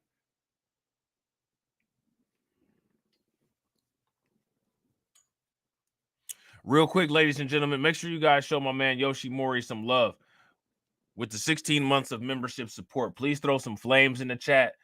Please throw some radiation emoji in the chat. Show Yoshimori some love. Definitely appreciate it. Yeah, and I got to agree, Patricia. They're both equally responsible. Facts. So how do you get so many of them that got acquitted and only one of them that did get sentenced, and that individual got sentenced with a slap on the wrist?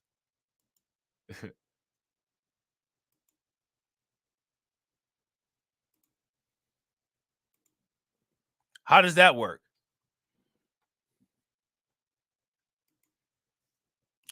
I don't know either. You know what I'm saying? But that's what happened, though. So now here it says Slothbauer asked the judge for prison time, saying Rodema deliberately hurt McClain and repeatedly described his actions that night as callous and cruel. He urged Warner to help rebuild trust with the public and police by handing down a prison sentence that showed accountability and punishment for the callous and cruel behavior, even while wearing a badge, has serious criminal consequences. Shanine McClain, Elijah McClain's mom, repeatedly called Rodema a murderer during her victim's impact statement with Warner, as she should have. She should have continued to reiterate the fact that that piece of crap is a murderer, because he is. He's a piece of shit. He deleted her son. He's lucky that that's all she's doing is calling him a murderer. This is what I'm talking about the privilege. These people are outraged that she keeps calling him a murderer. He's lucky he didn't get touched. Are you serious? You killed somebody's kid, bro. You lucky you didn't get touched.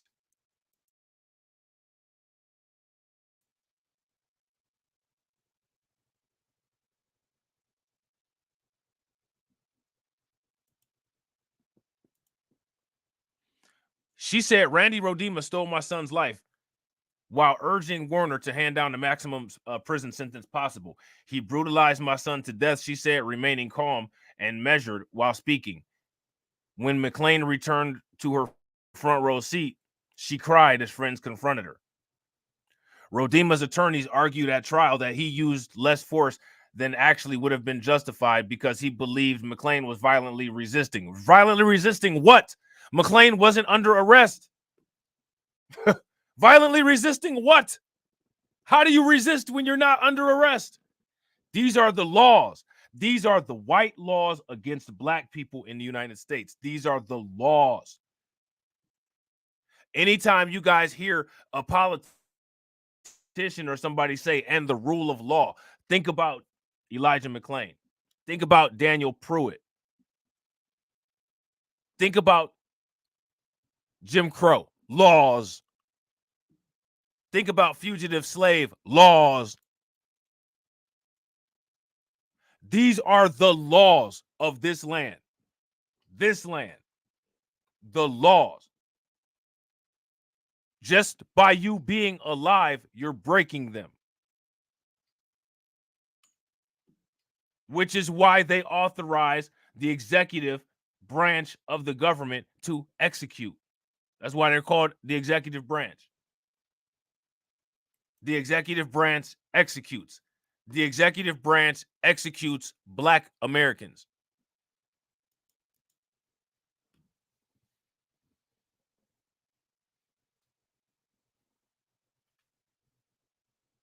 If they don't, my question is, then what is this?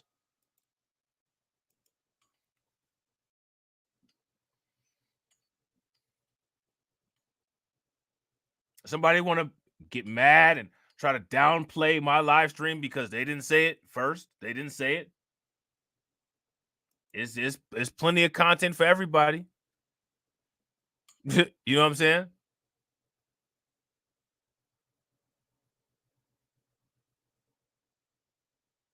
That Black Light Revelation shit, that shit is goofy juice. Okay, I guess. But tell Elijah McClain's mom that. Tell that police officer that next time they decide to hem your ass up if you survive.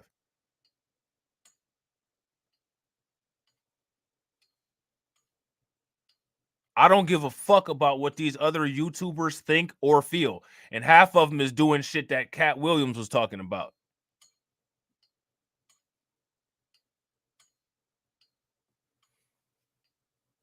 You know what I'm saying?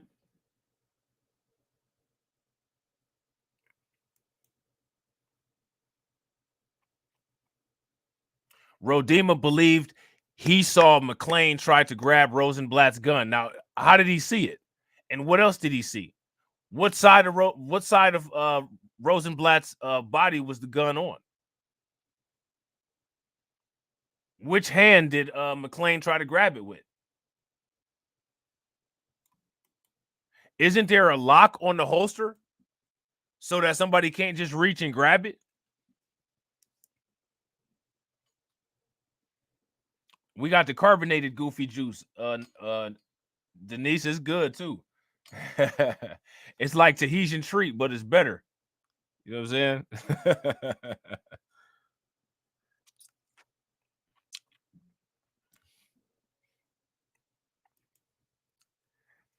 So now it says prosecutors said repeatedly that there was no evidence that McClain tried to go for the gun. These people literally just sit here and lie. How many times have they said something trying to justify harming somebody?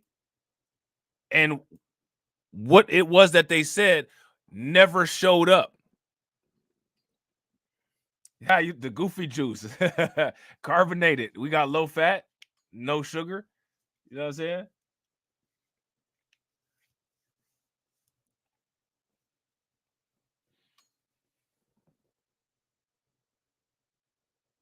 Yeah, they lie. And the thing is that, Deneen, the population at large can never not be guilty for gaslighting these people's lies. They have to be held accountable the same way. The same way we got to focus on the same way we got to focus on the court. The people in the street who are not getting the same focus as the court, they got to feel the heat too. Remember, Dr. Claude Anderson said that racism is a group effort. But in most of these cases, when they show this stuff, they only showing one person. That's not a group. Racism is a group effort because of what this individual did and how society supports and allows it, which means that society is guilty too. We got a case against American society.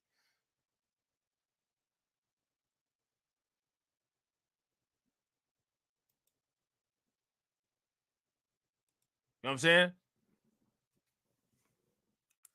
Paramedics Jeremy Cooper and Peter Chikunik were convicted last month of negligent homicide in McClain's death. They injected McClain with the sedative ketamine after police put him in a neck hold. I want you guys to pay very close attention to how white people view this. Do you all literally, when discussing this and reading this in the media or listening to white people talk about it, how many times do they ever bring up the fact that Elijah McClain was not under arrest and there was no need, no reason for the police to have been called on him? Do you notice how they conveniently leave that part out any time they talk about this shit? Now, my question for you guys is, why do you think that is? Because it's not by accident. It's tactical. Nothing is by accident. It is always tactical. Everything is tactical. There's a reason behind everything. Straight, no chaser, goofy juice. Facts. 60 proof. Facts, Jay Ghetto. The media is guilty too. Facts. The media puts out the narrative that it wants the population to run with, and the population repeats it like mindless drones, because that's what they are, essentially, is mindless drones. You know what I'm saying? They're doing their job. They're doing what they're supposed to do. The jury deliberated for 2 days on the actions of Cooper and Chikunik. They were accused of giving McClain, who weighed 140 pounds at the time, too large of a dose of ketamine at 500 milligrams. Prosecutors also allege that the two did not perform adequate medical checks on McClain immediately before or after administering the dose. Okay? So now let's check this out right here. See what this is. At least a third of that sentence being reduced by a third. I want y'all, this is the sentencing. This is when they're gonna be talking about the sentence, right? And what I want to know from you guys is, as you listen to him talk about his sentence and what he's gonna get versus what he's not gonna get, do you all agree with what this individual is asking for? And also, shout out to everybody that's watching. I appreciate each and every one of y'all in here. We got 49 people watching and we got 67 likes. If everybody can bang that like button and get us to 80, that would be great. At least a third of that sentence being reduced by a third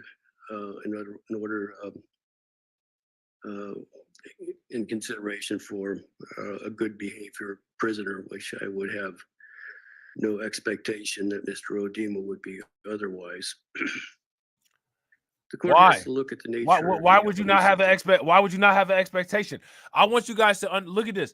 Do you guys see how they just give these people automatic passes? I mean, I don't see why he wouldn't have good behavior. I don't know. Probably because he's on trial for killing somebody. That's a start. Hello. Duh.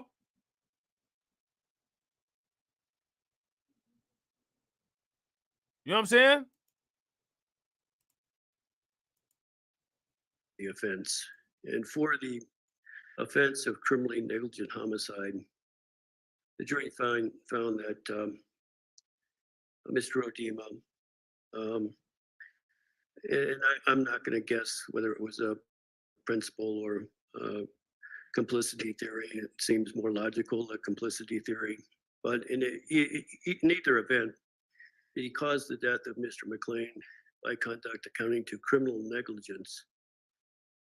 And a person acts with criminal negligence when, through a gross deviation from the standard of care that a reasonable person would exercise, he fails to perceive a substantial and unjustifiable risk that a result would occur. The difference in the court's view, the higher charge of recklessly causing the death of another means that somebody is clearly aware of the risks and disregards it. Here, what the jury found what he failed to perceive or failed to become aware of that risk. Third degree assault is the knowing or reckless causing of bodily injury to another person. The court has to look at a number of factors out of our appellate courts, as well as the Colorado General Assembly. And one of those is the character and rehabilitative potential of the offender. Mr. Odema appears to be one of good character and have high rehabilitative potential. His level of supervision index, as indicated on the pre-sentence investigation report, is a 4, which I'm not sure I've ever seen one lower. The aggravating and mitigating circumstances. Here, the evidence was fairly unequivocal that Mr. Odema used relatively significant force against Mr. McClain when he was handcuffed and really wasn't much of a threat to anybody.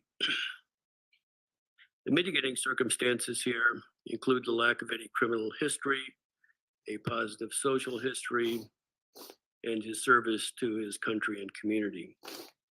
The next factor is the public interest in safety and deterrence. Clearly, there is a substantial interest in deterring unnecessary injury or death to those in custody of law enforcement. Finally, the court is not to put any undue emphasis on any one of those factors to the exclusion of others. The court must also look at the factors as set forth by the General Assembly in Colorado Revised Statutes 18.1.102.5 that defines the purposes of sentencing with respect to the criminal code. It begins with to punish a convicted offender by assuring the imposition of a sentence he or she deserves in relation to the seriousness of the offense. And here, the offense is serious under the circumstances. B, to assure the fair and consistent treatment of all convicted offenders by eliminating unjustified disparity in sentences, providing fair warning of the nature of the sentence to be imposed, and establishing fair procedures for the imposition of sentences. C, to prevent crime and promote respect for the law by providing effective deterrent to others likely to commit similar offenses. Respect to the laws.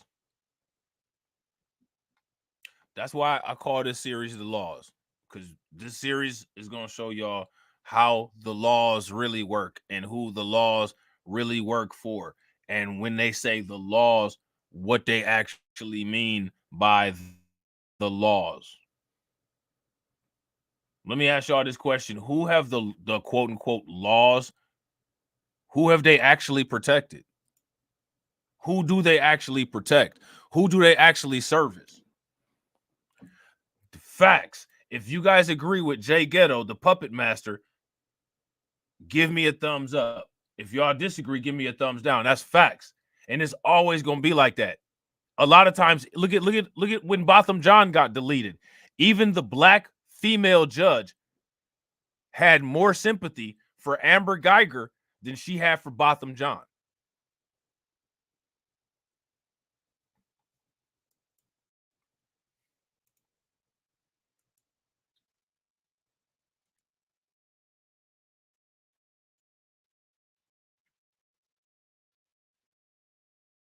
D, to promote rehabilitation by encouraging correctional programs that elicit the voluntary cooperation and participation of convicted. Now, how we going to provide rehabilitation to Elijah McClain is the question.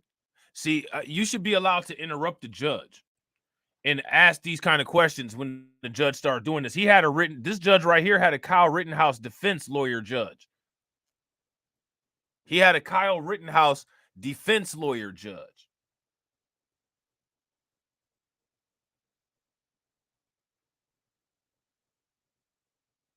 This judge was out here playing defense. You know what I'm saying? Facts. Deneen says the law protects WS. Facts.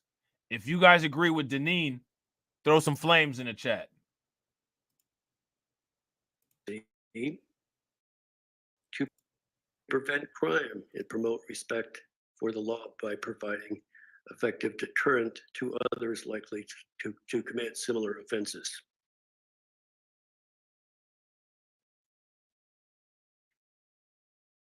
D, to promote rehabilitation by encouraging correctional programs that elicit the voluntary cooperation and participation of convicted offenders.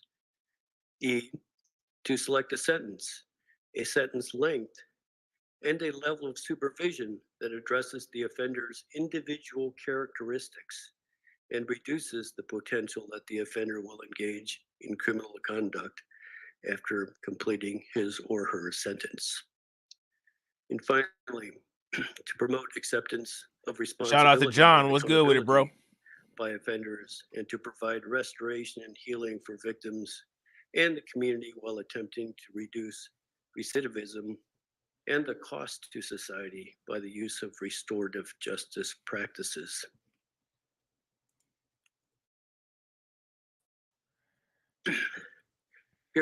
Now, any of these financial concerns, right?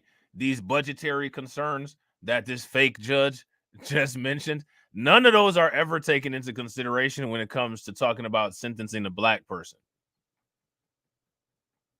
And my thing is that if these things are talked about when it comes to quote unquote sentencing a black person, please drop the link either in the live chat or in the comment section after the video to the court case and the individual who got this type of judge who was mentioning all of this stuff during their sentencing.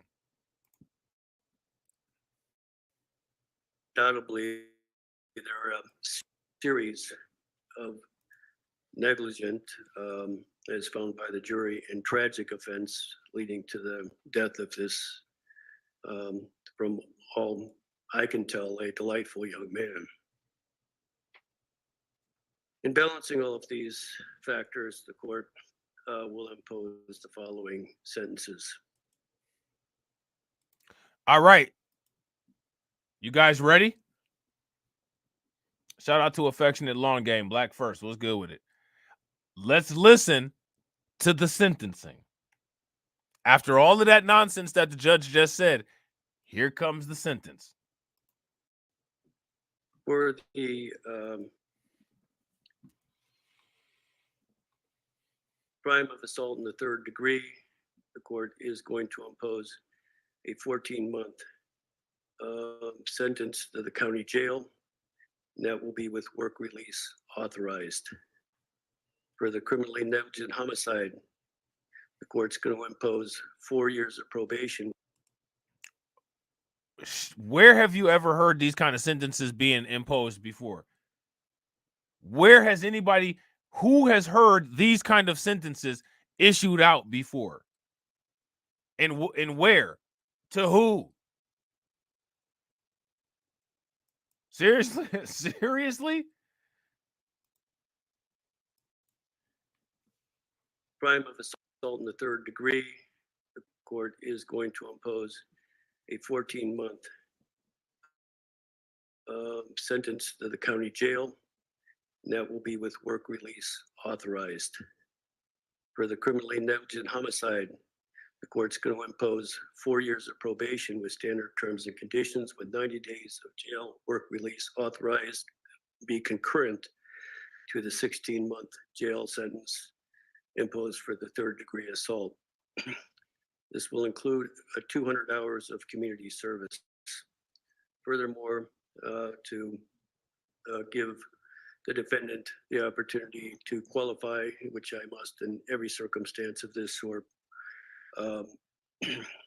he must make the arrangements to turn himself in Now he even gets to walk out of court and he got to make the arrangements to turn himself in. Like, are you serious? How many times have you guys seen court videos where they just have the bailiff deliver the person either to the sheriff or take them directly back to jail? If they're having that court right there, there's probably a county jail right there. They could get him right in there and get him serving his sentence right now. You know what I'm saying?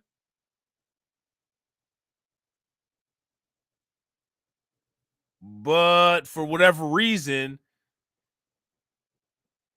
they're not doing that.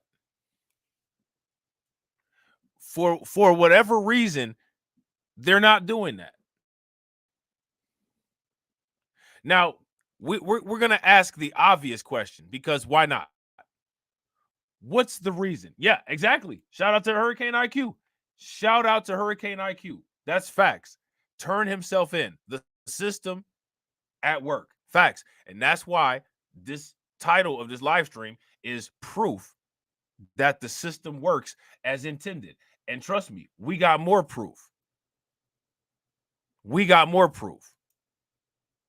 Jail sentence imposed for the 3rd-degree assault. This will include 200 hours of community service.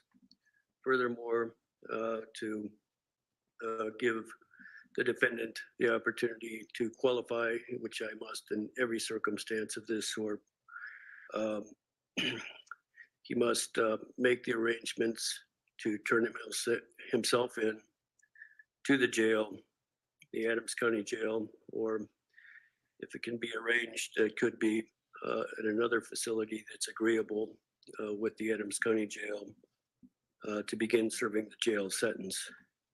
The court is doing this in part, of course, to provide punishment, but taking into account what punishment? Sentencing statutes in particular. Now, you guys heard the judge, right? The court is doing this to provide punishment. Some kind of punishment, isn't it? This is some kind of punishment. Or the criminally negligent homicide. And here he'll likely be serving just as much or more of a sentence than if I were to sentence him to the Department of Corrections and be under the supervision of the probation department for a longer period of time. Pursuant to Article 2, Section 19 of the Colorado Constitution, which is statutorily found in 16.4.201.5 of the Colorado Revised Statutes. The court, and I'm looking at Article 2, Section 19, 2.5a, it indicates the court may grant bail after a person is convicted pending sentencing or appeal.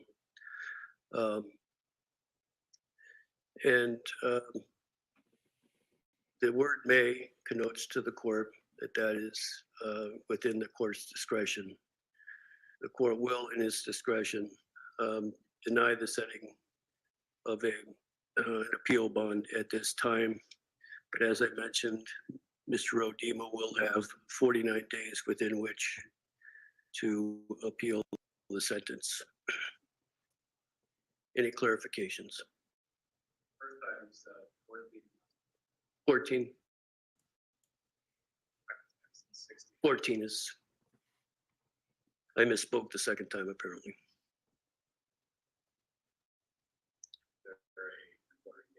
22nd of March at the latest. I should afford Mr. Odema plenty of time to get his paperwork filled out. Two quick clarifications. One is the 14-month jail sentence successfully completing a condition of the probation sentence in felony. No, that's the 90 is the most I can do there. So the 90 will run concurrently with the 14 months. And then second, just to clarify, the court needs to order that there's no restitution. And then we probably need to figure out some sort of deadline for us to get back to you on the court's issue or the costs issue. So we said and let the court know in some case. I'll give counsel a couple of weeks, 14 days from today's date. The court will order no restitution in the matter.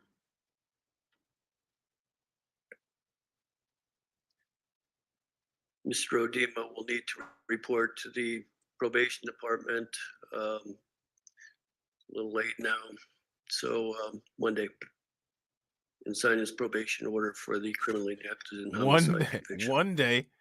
What is that? He'll have to report to the probation office one day. Are you serious? Yeah, exactly, Deneen. We want him to have plenty of time to do his paperwork. Like, are you for real? Listen to this nonsense.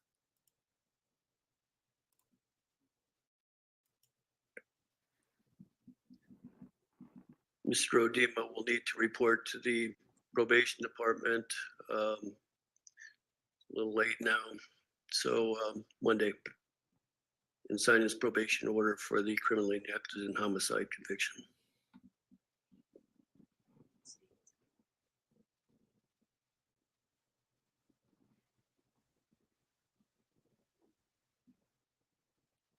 Make it make sense, man. Make it make sense. All right. So now this, for the most part, this bottom paragraph here is stuff that we've already gone over, and it just basically wraps this nonsense up. Okay. Basically wraps this nonsense up. Now, I got a question for you guys. How many people heard of the situation where in Colorado there was a family that was held at gunpoint? Take a wild guess who they was held at gunpoint by.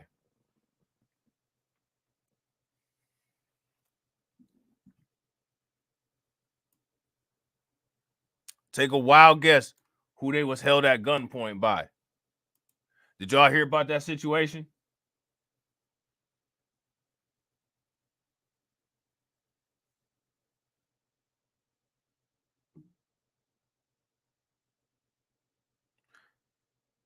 If you all heard of that situation, give me a thumbs up. If you guys didn't, give me a thumbs down. Because we're definitely about to go over it.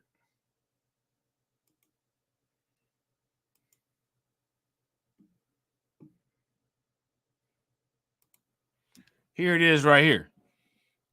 Family held at gunpoint by Aurora police reach settlement.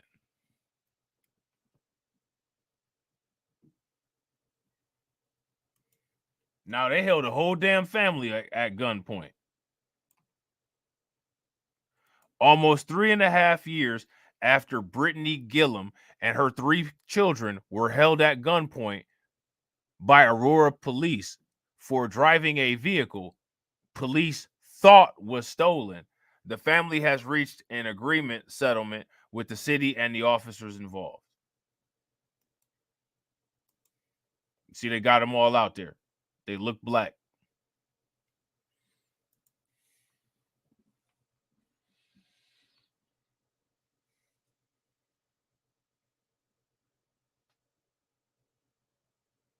You know what I'm saying? They reached the settlement.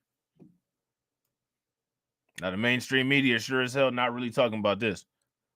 So it says almost 3.5 years after Brittany Gillum and her 3 children were held at gunpoint by Aurora police, thought was stolen, right? And they have a computer inside of their police car, and they have access to the DMV database and all of that stuff. And yet and still, they use their pea brains to think.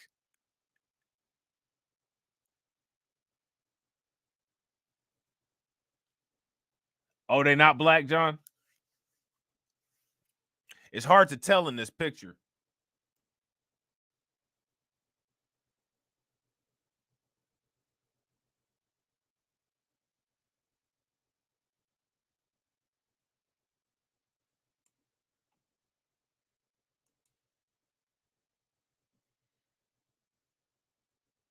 This is the kind of stuff they got going on in Colorado. Oh, a whole family with the kids. They are black. Okay. Yeah, I was about to say they look black in the picture.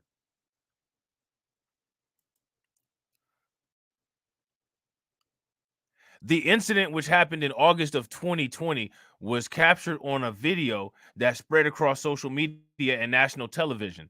The video shows 5 Aurora police officers pointing guns at several children who are lying face down on the pavement crying while police handcuff their mother. Aurora police believed the vehicle Gilliam was in was stolen, but later discovered it was not. Now, here go my question. What led them to believe that this vehicle was stolen? Why would they just make this assumption? This vehicle's stolen. Get on the ground. Where do you get that assumption from? And real quick, shout out to everybody that's watching. I appreciate y'all. If you guys haven't smashed that like button yet, please take a moment, smash that like button. Also, if you guys haven't hit the bell, please take a moment and hit the bell. We got 57 people watching and we got 74 likes. If we could get the likes to 90, that would be great. Yeah, I agree. If you guys agree with Deneen, give me a thumbs up. And this is the point. This is the point. This could happen to any one of us.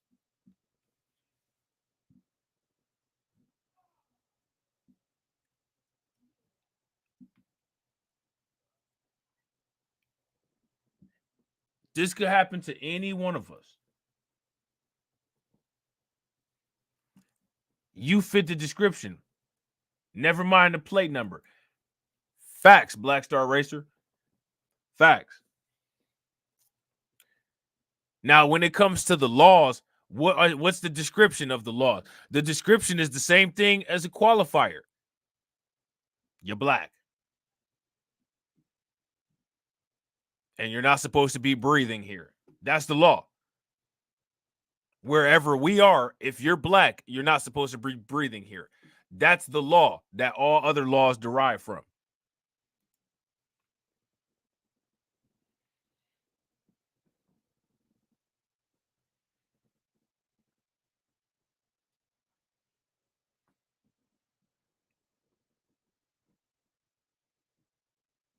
Okay. Former police chief Vanessa Wilson apologized to the family, and attorney David Lane filed a lawsuit on behalf of Gilliam and her children. Lane confirmed with the Denver Gazette that a settlement was reached, but he said he could not give further details because 3 of the people involved are minors, he said. The agreement needs to be approved in full by a probate judge who has approved the agreement for 2 of the minors, but not yet for the 3rd, Lane said. The approval for the 3rd minor should happen imminently, Lane said, with the final approval likely coming within the next week or so. Once the settlement details are finalized, Lane said with more details can be released. An Aurora police spokesperson declined to comment, saying the matter is pending litigation. So now the problem with these settlements is that once these settlements take place, it allows the police department or whatever branch of government is guilty of the degeneracy that they're involved in, it allows them to be able to strike this from the record as if it never happened. That's one of the problems with the settlement. You know what I'm saying?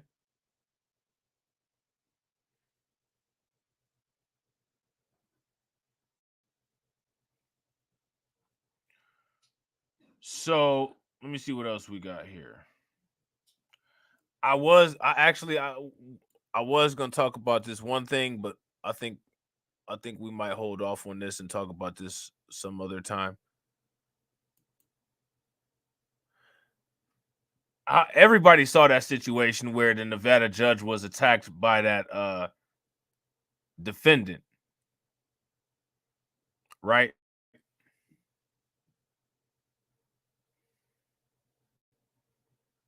If you guys saw that, give me a thumbs up. If you guys didn't see that, give me a thumbs down.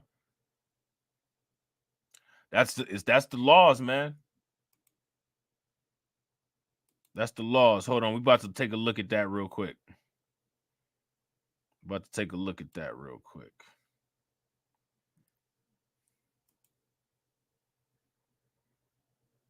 Shout out to Reality Check Virtual Radio. Yeah, I don't do that. What's good with it, bro? So check this out right here. Hold on, let me see.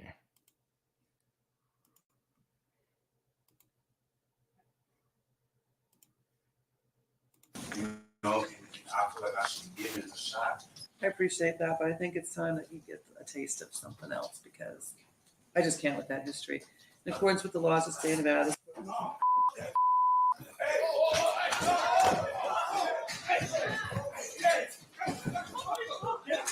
Hey man, he flew up there like Superman.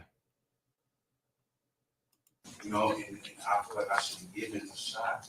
I appreciate that, but I think it's time that you get a taste of something else because I just can't with that history. In accordance with the laws of the state of Nevada. Now, nobody wanted to give Elijah McClain's killers a taste of something else because they just can't with the history of the police in the United States. Bitch. Fuck this bitch. Fuck this bitch and fuck the law. You know what I'm saying?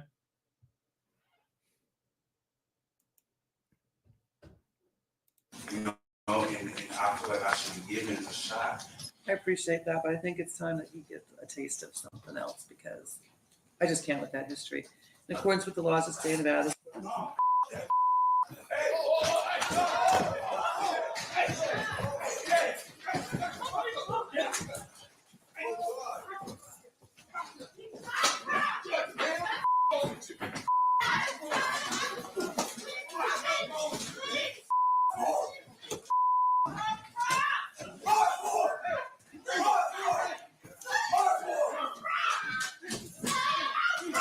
And man, look at this pussy hitting with these hammer fists.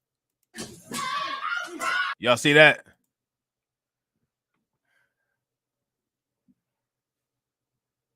Now, I want to know where that Karen energy is for those cops that killed Elijah McClain.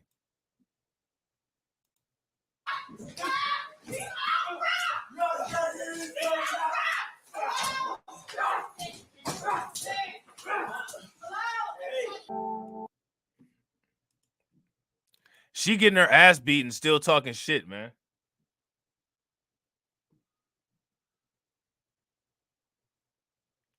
And I'm gonna tell you why people flying over the I'm gonna tell you why people are flying over the bench doing shit like this. Oh, my bad, John. I got your I read your message at the wrong time. My bad, bro. We talked about this a while ago. Shout out to Ghost Walker. What's good with it, bro? We talked about this a while ago. But we got to talk about it some more because more information has come out about it. How many people remember this?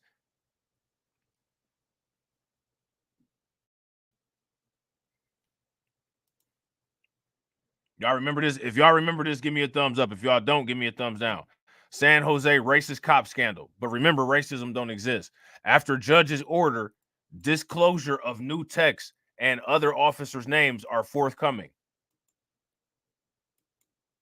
Now, do y'all remember this officer right here, the skinhead? He shot an innocent black dude. Imagine that. Damn near seemed like all of them do. That must be like something that they train at the academy, or that must be part of their initiation or something like that.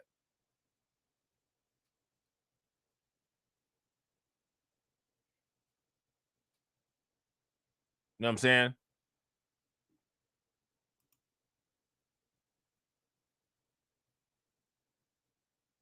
Yeah, I agree. Facts. Shout out to Izzy. If you guys agree with Izzy, give me a thumbs up. If y'all disagree, give me a thumbs down. Because they think they have all Negroes docile. Flying, you know what I'm saying? Flying Negro wasn't docile.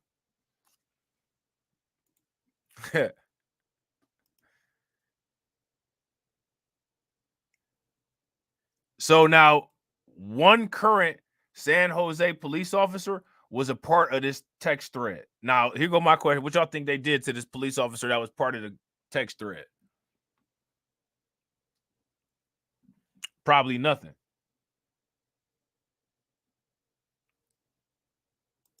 You know what I'm saying? Probably not a damn thing. The city of San Jose has been ordered to disclose more damning text messages and the previously unreleased names of two officers connected to a scandal in which a now former cop prolifically used racist language to disparage a black man he shot 2 years ago.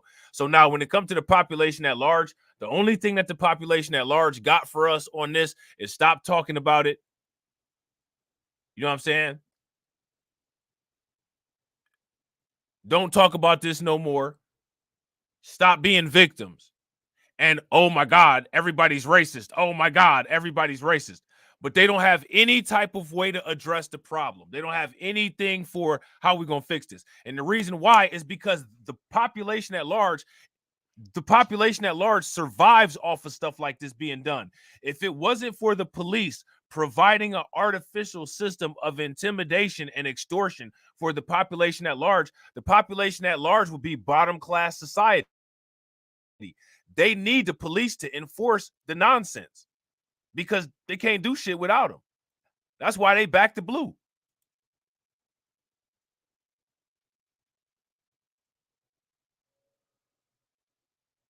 Which is why they're complicit. The alleged innocent people walking around in the street they got just as much blood on their hands as these police officers who actually pull the trigger. They're part of it. They're accomplice. You know what I'm saying?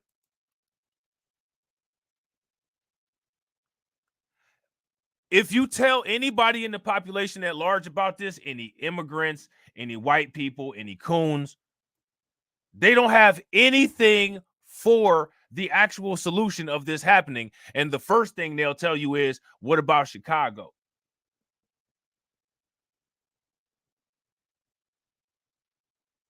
Where was the father? All kinds of deflection. All kinds of ahistorical context.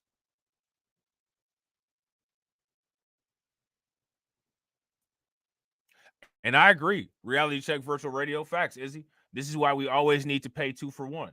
We always need to play 2 for 1. Facts.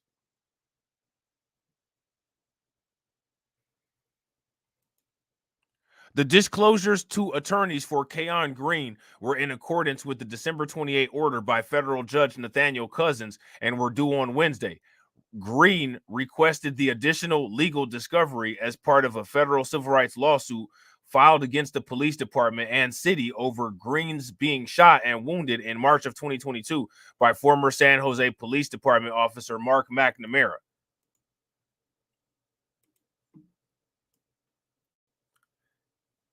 Adante Pointer, one of Green's attorneys in his suit against the city, confirmed that his firm, Lawyers for the People, received the discovery.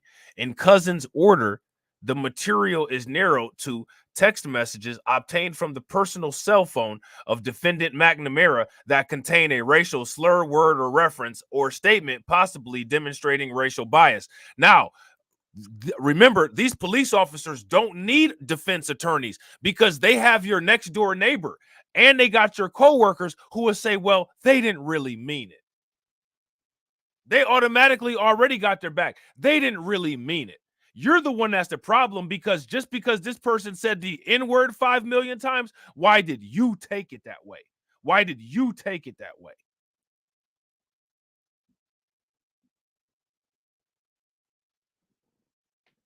Hey, I got proof this motherfucker said this. Why are you getting offended by what this motherfucker said? It's never why did this motherfucker say what he said. It's why did you get offended? Why did you get offended by what he said? What's wrong with you? That's the laws. The laws is, why are you here?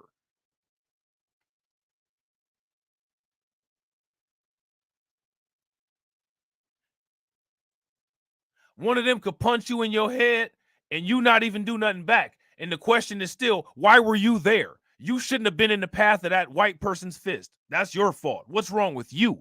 You need to practice better timing. You need to be in the right place at the right time. You're the problem. And now, mind you, again, it's not just white people. Asians, Arabs, immigrants, they're all on this kind of time so that they can get butter biscuits. They're all stumbling over each other to try to do this kind of performative shit for the descendants of the forefathers. These motherfuckers are crazy. They're all crazy.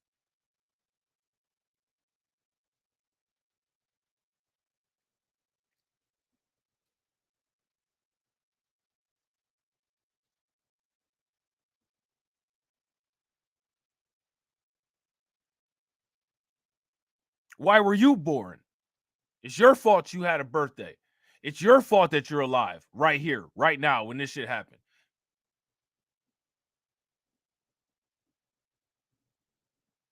Shout out to Carla. What's good with it, Carla? That's literally the type of logic that these motherfuckers use, which is outside of logic, which is one of the reasons why it's not even worth attempting to rationalize, because you can't rationalize with people that operate as with illogical nonsense as their baseline driving ideologies. You can't rationalize with that. So to me, one thing that would be a good step for people to do is stop being delusional about the capabilities of the population at large of rationalizing. They're beyond rationality. They're beyond it. They can't be rationalized with. Stop trying to make some shit happen that can't happen.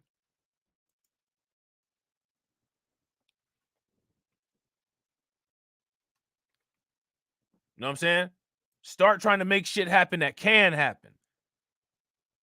This shit can't happen. You trying to make one of these crazy motherfuckers understand some shit, you're going to drive your damn self crazy.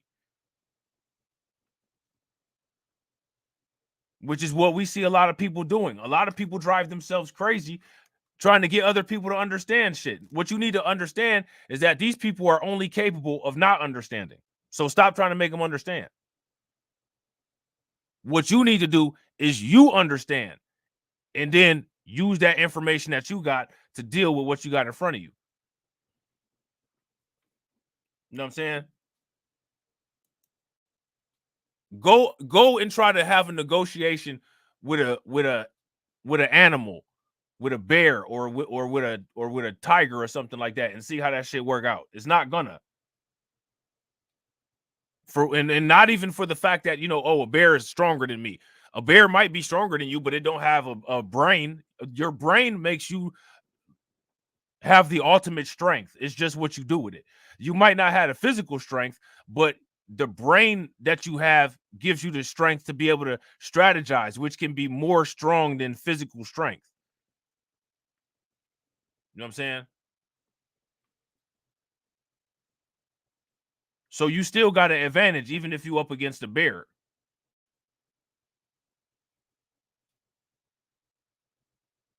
But if you expect that bear to rationalize with you, oh, please back up, please back up. Man, that bear ain't about to listen to you. You about to get ate up right there. But if you say, you know what, I got this piece of meat, I'm finna throw this piece of meat over here, the bear might smell that piece of meat and run away. And then while the bear running for that piece of meat that I just threw, I can get away. I just use my brain to get out of that situation. I didn't use no strength or no rationality. I used a strategy. You know what I'm saying? So now here it says Pointer told Bay Area News Group that his firm was not immediately prepared to comment or potentially release the contents of a slew of text messages, as well as the names of one current SJPD officer and one former SJPD officer who were part of the racist correspondence by McNamara. He said his firm needed time to review the materials and that their public response to the disclosure is quote unquote forthcoming. The names of the two officers texting with McNamara in which he wrote passages including "I hate black people," but remember, he didn't mean it. He's not racist, right? We got the proof that this dude said this shit right here, but somehow we still got to prove that he's he's not a racist. Then you got to fight through black people like Larry Elder, Jason Whitlock, and Officer Tatum saying, well, this doesn't mean that he's racist. What the fuck does then?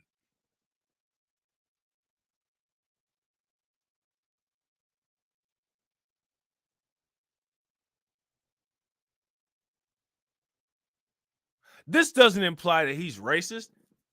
Let me ask you guys a question. I need you guys to put the names of every person in the comment section who you all would feel would hear this being said and then go on to say that person's not racist, because there are motherfuckers out there who will see the proof and then say that this dude ain't racist. Black people at that. You know what I'm saying? The names of the 2 other officers texting with McNamara, in which he wrote passages including "I hate black people," made light of the shooting, and threatened Green's attorneys, had been withheld from public release by the city and the police department. What about that transparency they was talking about? Who cited personnel and privacy protections since the officers had not been charged with any crimes. Well, let's talk about that. Why the hell the officers wasn't charged with any crimes when they shot this black dude for no reason?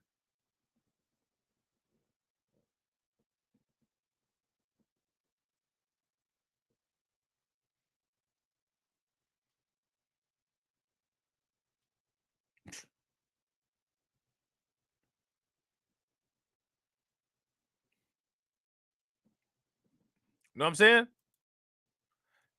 Why was there no charges filed?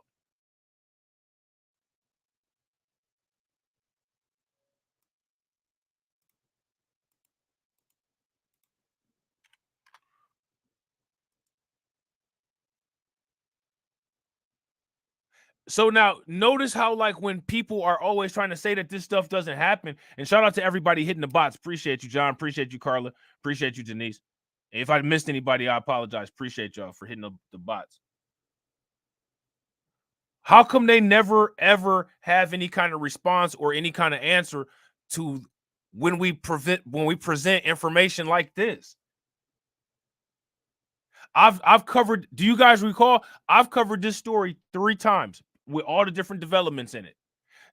Professor Black Truth also did a video about this. You know what I'm saying? So now here it says, now with Cousin's order and confirmation that this information has been turned over, it's seemingly only a matter of time before the public knows who was in these text chains. So we're going to find out. But then once we find out who's in the text chains, ain't nobody going to care. I mean, the police ain't going to do shit about it anyway. They're not going to do anything except for protect them, which is what they always do.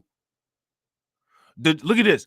The judge rejected the city's claims that the officers' names were legally privileged. So the city was trying to protect the officers' names and noted that the identity of the officers provides important context about the contents of McNamara's text. Cousins added that it could be particularly relevant to Green's lawsuit claims of excessive force and that police culture and training contributed to his shooting. How many times do we got to go over that and show that? That's another question. It should just be common knowledge and accepted knowledge as many times if we showed this, that this is what the case is, but it's got to be proven in court or over and over and over and over and over and over and over again.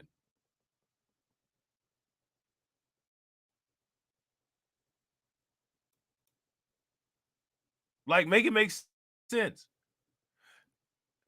There was no indication Thursday that the city plans to publicly release any of the information disclosed to Green's legal team. See? There's no indication that the city plans to publicly release any of the information disclosed to Green's legal team. Now, the city had that information, and they did not make any plans on releasing it. So my question is, why do y'all think that they didn't plan on releasing it? We know why, but why? Let's put it out there. Why would they not do that? In response to an email from the Bay Area News Group, City Attorney Nora Freeman wrote, "Our office simply responded to the litigation discovery request in the time frame directed by the court. In step with the judge's disclosure deadline, SJPD Police Chief Anthony Matta issued a statement Wednesday evening acknowledging the federal order. He also reiterated his support for changing state law to allow police agencies to publicly release names and details about officers involved in high-profile misconduct without running afoul of rules protecting personal information and officer privacy." Now, I thought that there was already alleged rules that help to facilitate those processes. But like we've said and like we've shown, those rules don't really matter. All they are is just nonsense on paper to appease people. You know what I'm saying? So now here it says, Matter called the legal discourse critical for the public to have full confidence of our course and action following the discovery of the message, and illustrates why I took this decisive action in November. After it's found that the police hired individuals like this, the public shouldn't have any confidence in the police.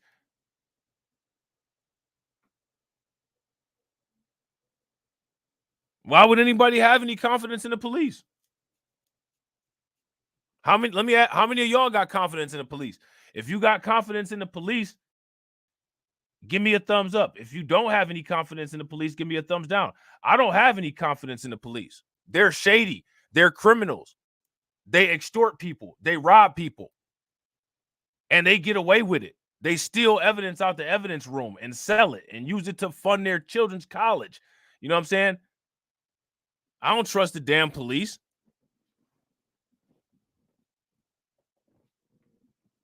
The police ain't nothing but a gang with privilege. That's what they are.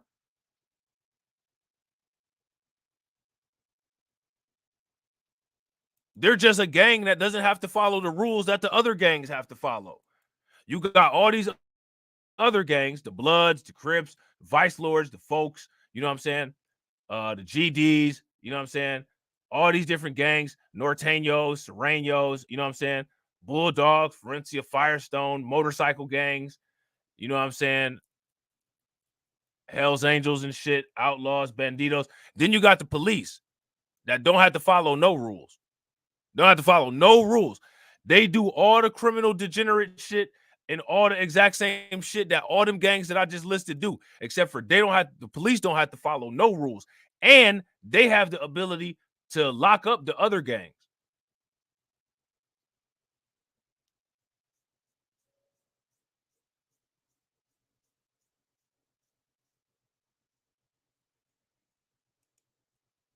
So now here it says, Matter called the legal disclosure critical for public to have full confidence in our course of action following the discovery of the messages, and illustrates why I took decisive action in November.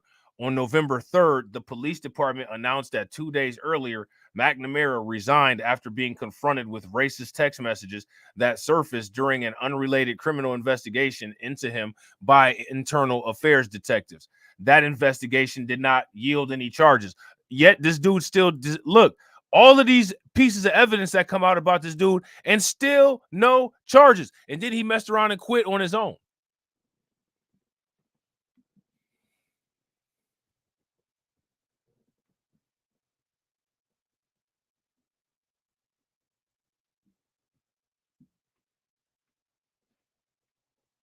Then he went on and quit on his own. But the context of the text message quickly overshadowed how they were discovered. Many of them mentioned Green, who McNamara shot in the early morning hours of March 27th of 2022 in what became an infamous case. By all accounts, Green had been a peacemaker in a brawl that erupted inside of a taqueria near San Jose State University campus. By all accounts, Green was the peacemaker. Green had disarmed a gun from one of the combatants and was backing away from them towards the restaurant entrance, holding the gun high in the air, keeping it away from the two men who continued to reach for the weapon. McNamara was at the front of a contingent of officers staged at the taqueria entrance. Security footage shows McNamara and other officers yelling at Green to drop the gun. Green turned slightly towards the officers, and it appeared that once he recognized them, he showed his hand. But by that point, McNamara fired 4 shots in quick succession. So he does what every white male would do.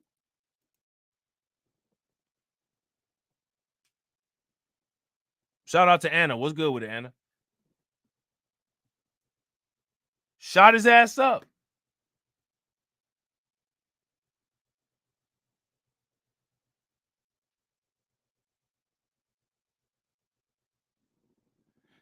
Shot this dude up.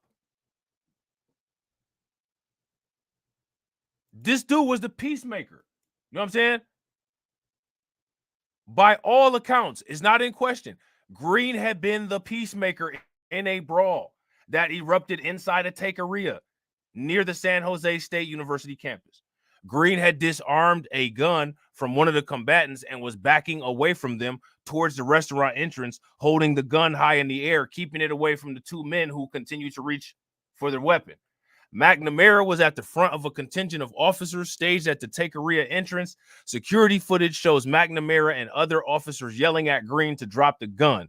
Green turned slightly towards the officers, and it appeared that once he recognized them, he showed his hands. What else was he supposed to do? But by that point, McNamara fired 4 shots in quick succession. So now my question is, what was Green supposed to do in that situation to not get himself shot?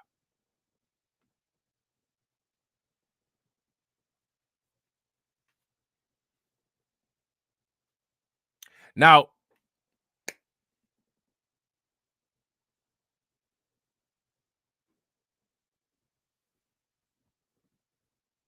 what was he supposed to do to not get himself shot? Text messages sent by McNamara. Now, here go the thing, right? Now, McNamara did not say, oh, yo, I messed up, man. This messed up what happened. You know what I mean? He didn't say none of that. Nah. He didn't say none of that. He doubles down. He's acting like he actually shot somebody who was supposed to get shot. And his fellow officers, not only did they not say anything, but they backed him up on it.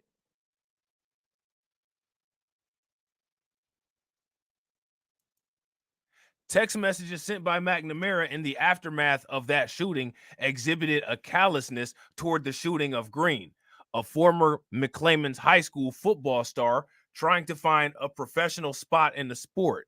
Now, this is what he said. N-word wanted to carry a gun in the Wild West. Not on my watch, read one of the messages. First and foremost, Green was not carrying a gun. Green was doing the police's job. Green disarmed violent people at the club. First of all, right? Second of all, this is proof that them folks have an agenda to make it where black people can't carry guns. N wanted to carry a gun in the Wild West. He just said that he got a problem with this black dude carrying a gun.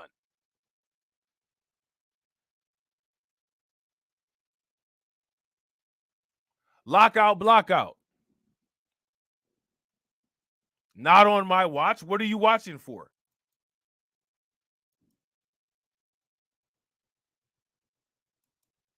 What you watching for?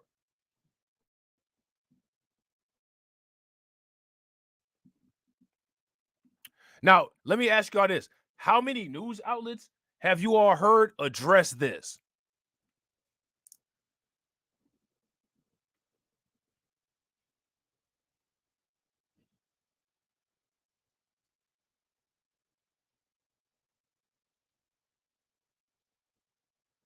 That's my question.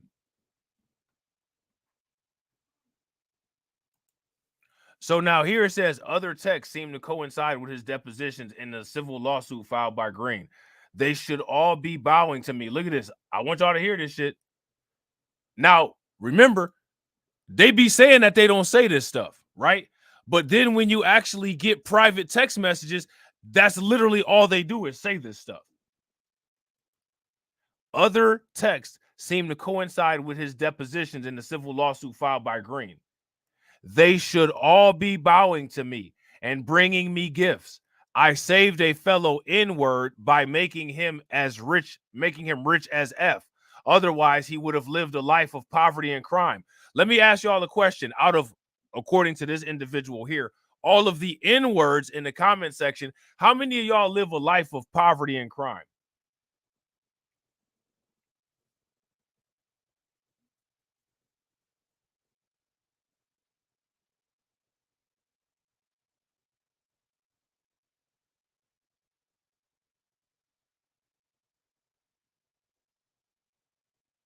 But this is the assumption. Now, who's responsible for that assumption?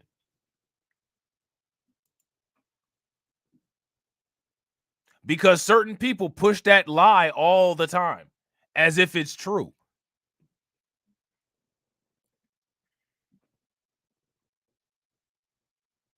And this is the reason why they push that lie, so that when something like this happens, they can justify it in their heads and move on, which is effectively what he did. I'm going to justify this crime that I did and just move on. You know what I'm saying? In another, McNamara wrote, the other day, this N-word lawyer is like, Mr. McNamara, you know we can still find you guilty of excessive force, right? I'm like, yeah. Then what happens? Think I give a F what y'all N-words think? I'll shoot you too. Now, you know, we probably heard his dad and his grandfather say stuff like this, and they probably joked about stuff like this.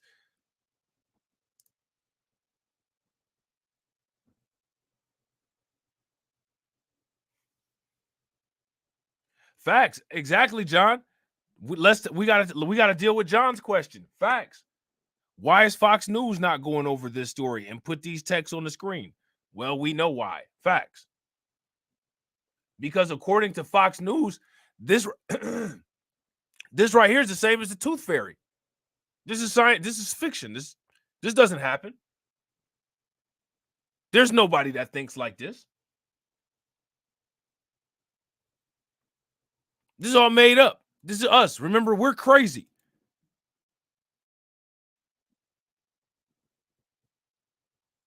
Shout out to Tarek. What's good with it, bro? We're crazy.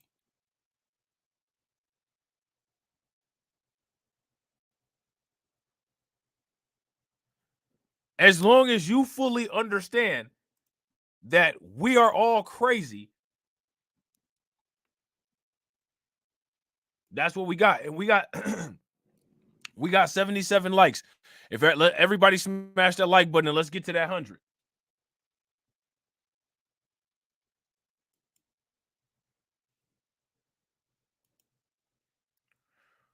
So now here says the latter message was the basis of a gun violent restraining order the police department secured against McNamara around the same time it submitted his name for state decertification to prohibit him from serving as a police officer again in California.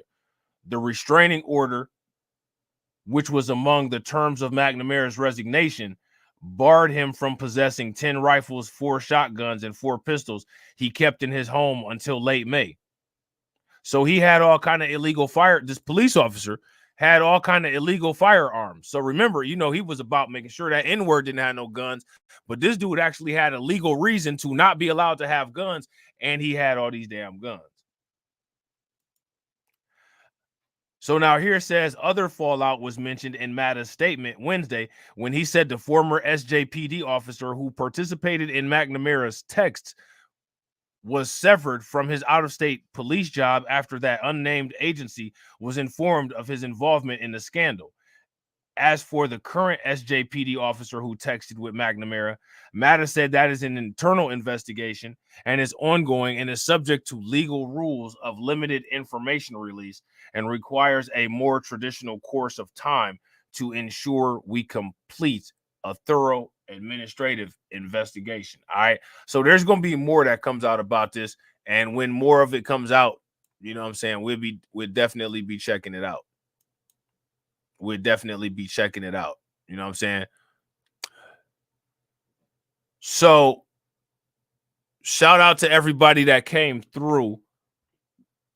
My computer froze up. So as soon as my computer unfreezes and I'm able to see StreamYards again. And see, yeah, here we go. All right, yeah. Shout out to everybody that came through. Shout out to Izzy. If y'all not subscribed to my man Izzy's channel, make sure y'all subscribe to Reality Check Virtual Radio. Also, make sure you guys subscribe to our joint channel, Reality Check Virtual Radio, Black Light Revelations. Make sure that y'all subscribe to that. All right. Shout out to Brooklyn Queen for being a member for 9 months. Definitely appreciate it. All right. We got some stream sponsors we got to shout out and acknowledge. Shout out to Miss Nisi with the $10 super chat. Definitely appreciate it. Shout out to DSB with the 2 ducats. Definitely appreciate it. Show some love. Throw some radiation emoji in the chat. Shout out to my man Kid Gravity for supporting the channel for 11 months. We definitely appreciate you, bro. And make sure y'all subscribe to Kid Gravity's channel as well. Shout out to Yoshi Mori with the 16 months of support. Definitely appreciate you, bro. And shout out again to Brooklyn Queen with the 9 months of support. All right. Definitely appreciate y'all. Don't go nowhere. Make sure that y'all stay in the stream. It'll take you into the premiere window for the next stream up. And I might go late, super duper late night live. I don't know yet, but we shall see. I might and I might not. If I do, y'all know what to do. If y'all not in that Discord, make sure y'all hit that Discord link. Make sure y'all show some love to my man Black Star Racer with the 12 months of membership support. Shout out to y'all, man. Y'all see we got OG members in this bad boy. And shout out to Hurricane IQ for throwing my man Izzy's channel in the chat. And as always, ladies and gentlemen,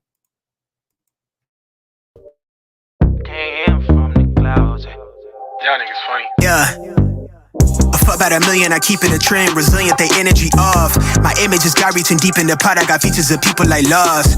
Yeah, RIP on me, TT. The melanin on me, my cheekbone is native, the soil is my where I walk. Some beavers on me, my nigga, go figure my enemy, make enemy scoff. Admit it, your energy off. My frequency killer, you soft. I show people love that act like they above it, but switch when they see me, I'm lost. I tell the truth when I talk. Niggas wanna be me. I used to sleep in the car till my girl when it crashes in car. Now I got a crib down the street. Young niggas made it so far. I never lose what I'm on. For now I'm cool being me. But I need you to match what I'm on. How you wanna play games when I won? Ay, I play with cash for the fun. Women looking at me, she think I'm needing her on. I'm doing me for me, hun. I never needed no one. I never bleed around sharks. They're saying you are what you eat, but she wanted me to be lunch.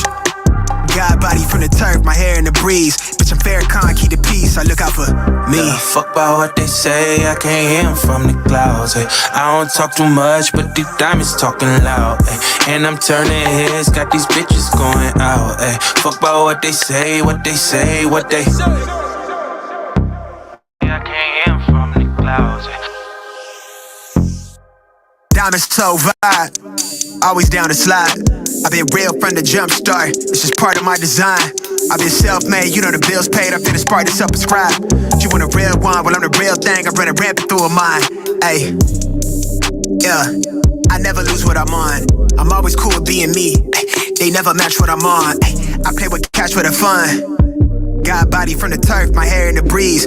I'm Farrakhan, keep the peace, I look out for me. Yeah, fuck about what they say, I can't hear them from the clouds. Ay. I don't talk too much, but these diamonds talking loud. Ay. And I'm turning heads, got these bitches going out. Ay. Fuck about what they say, what they say, what they.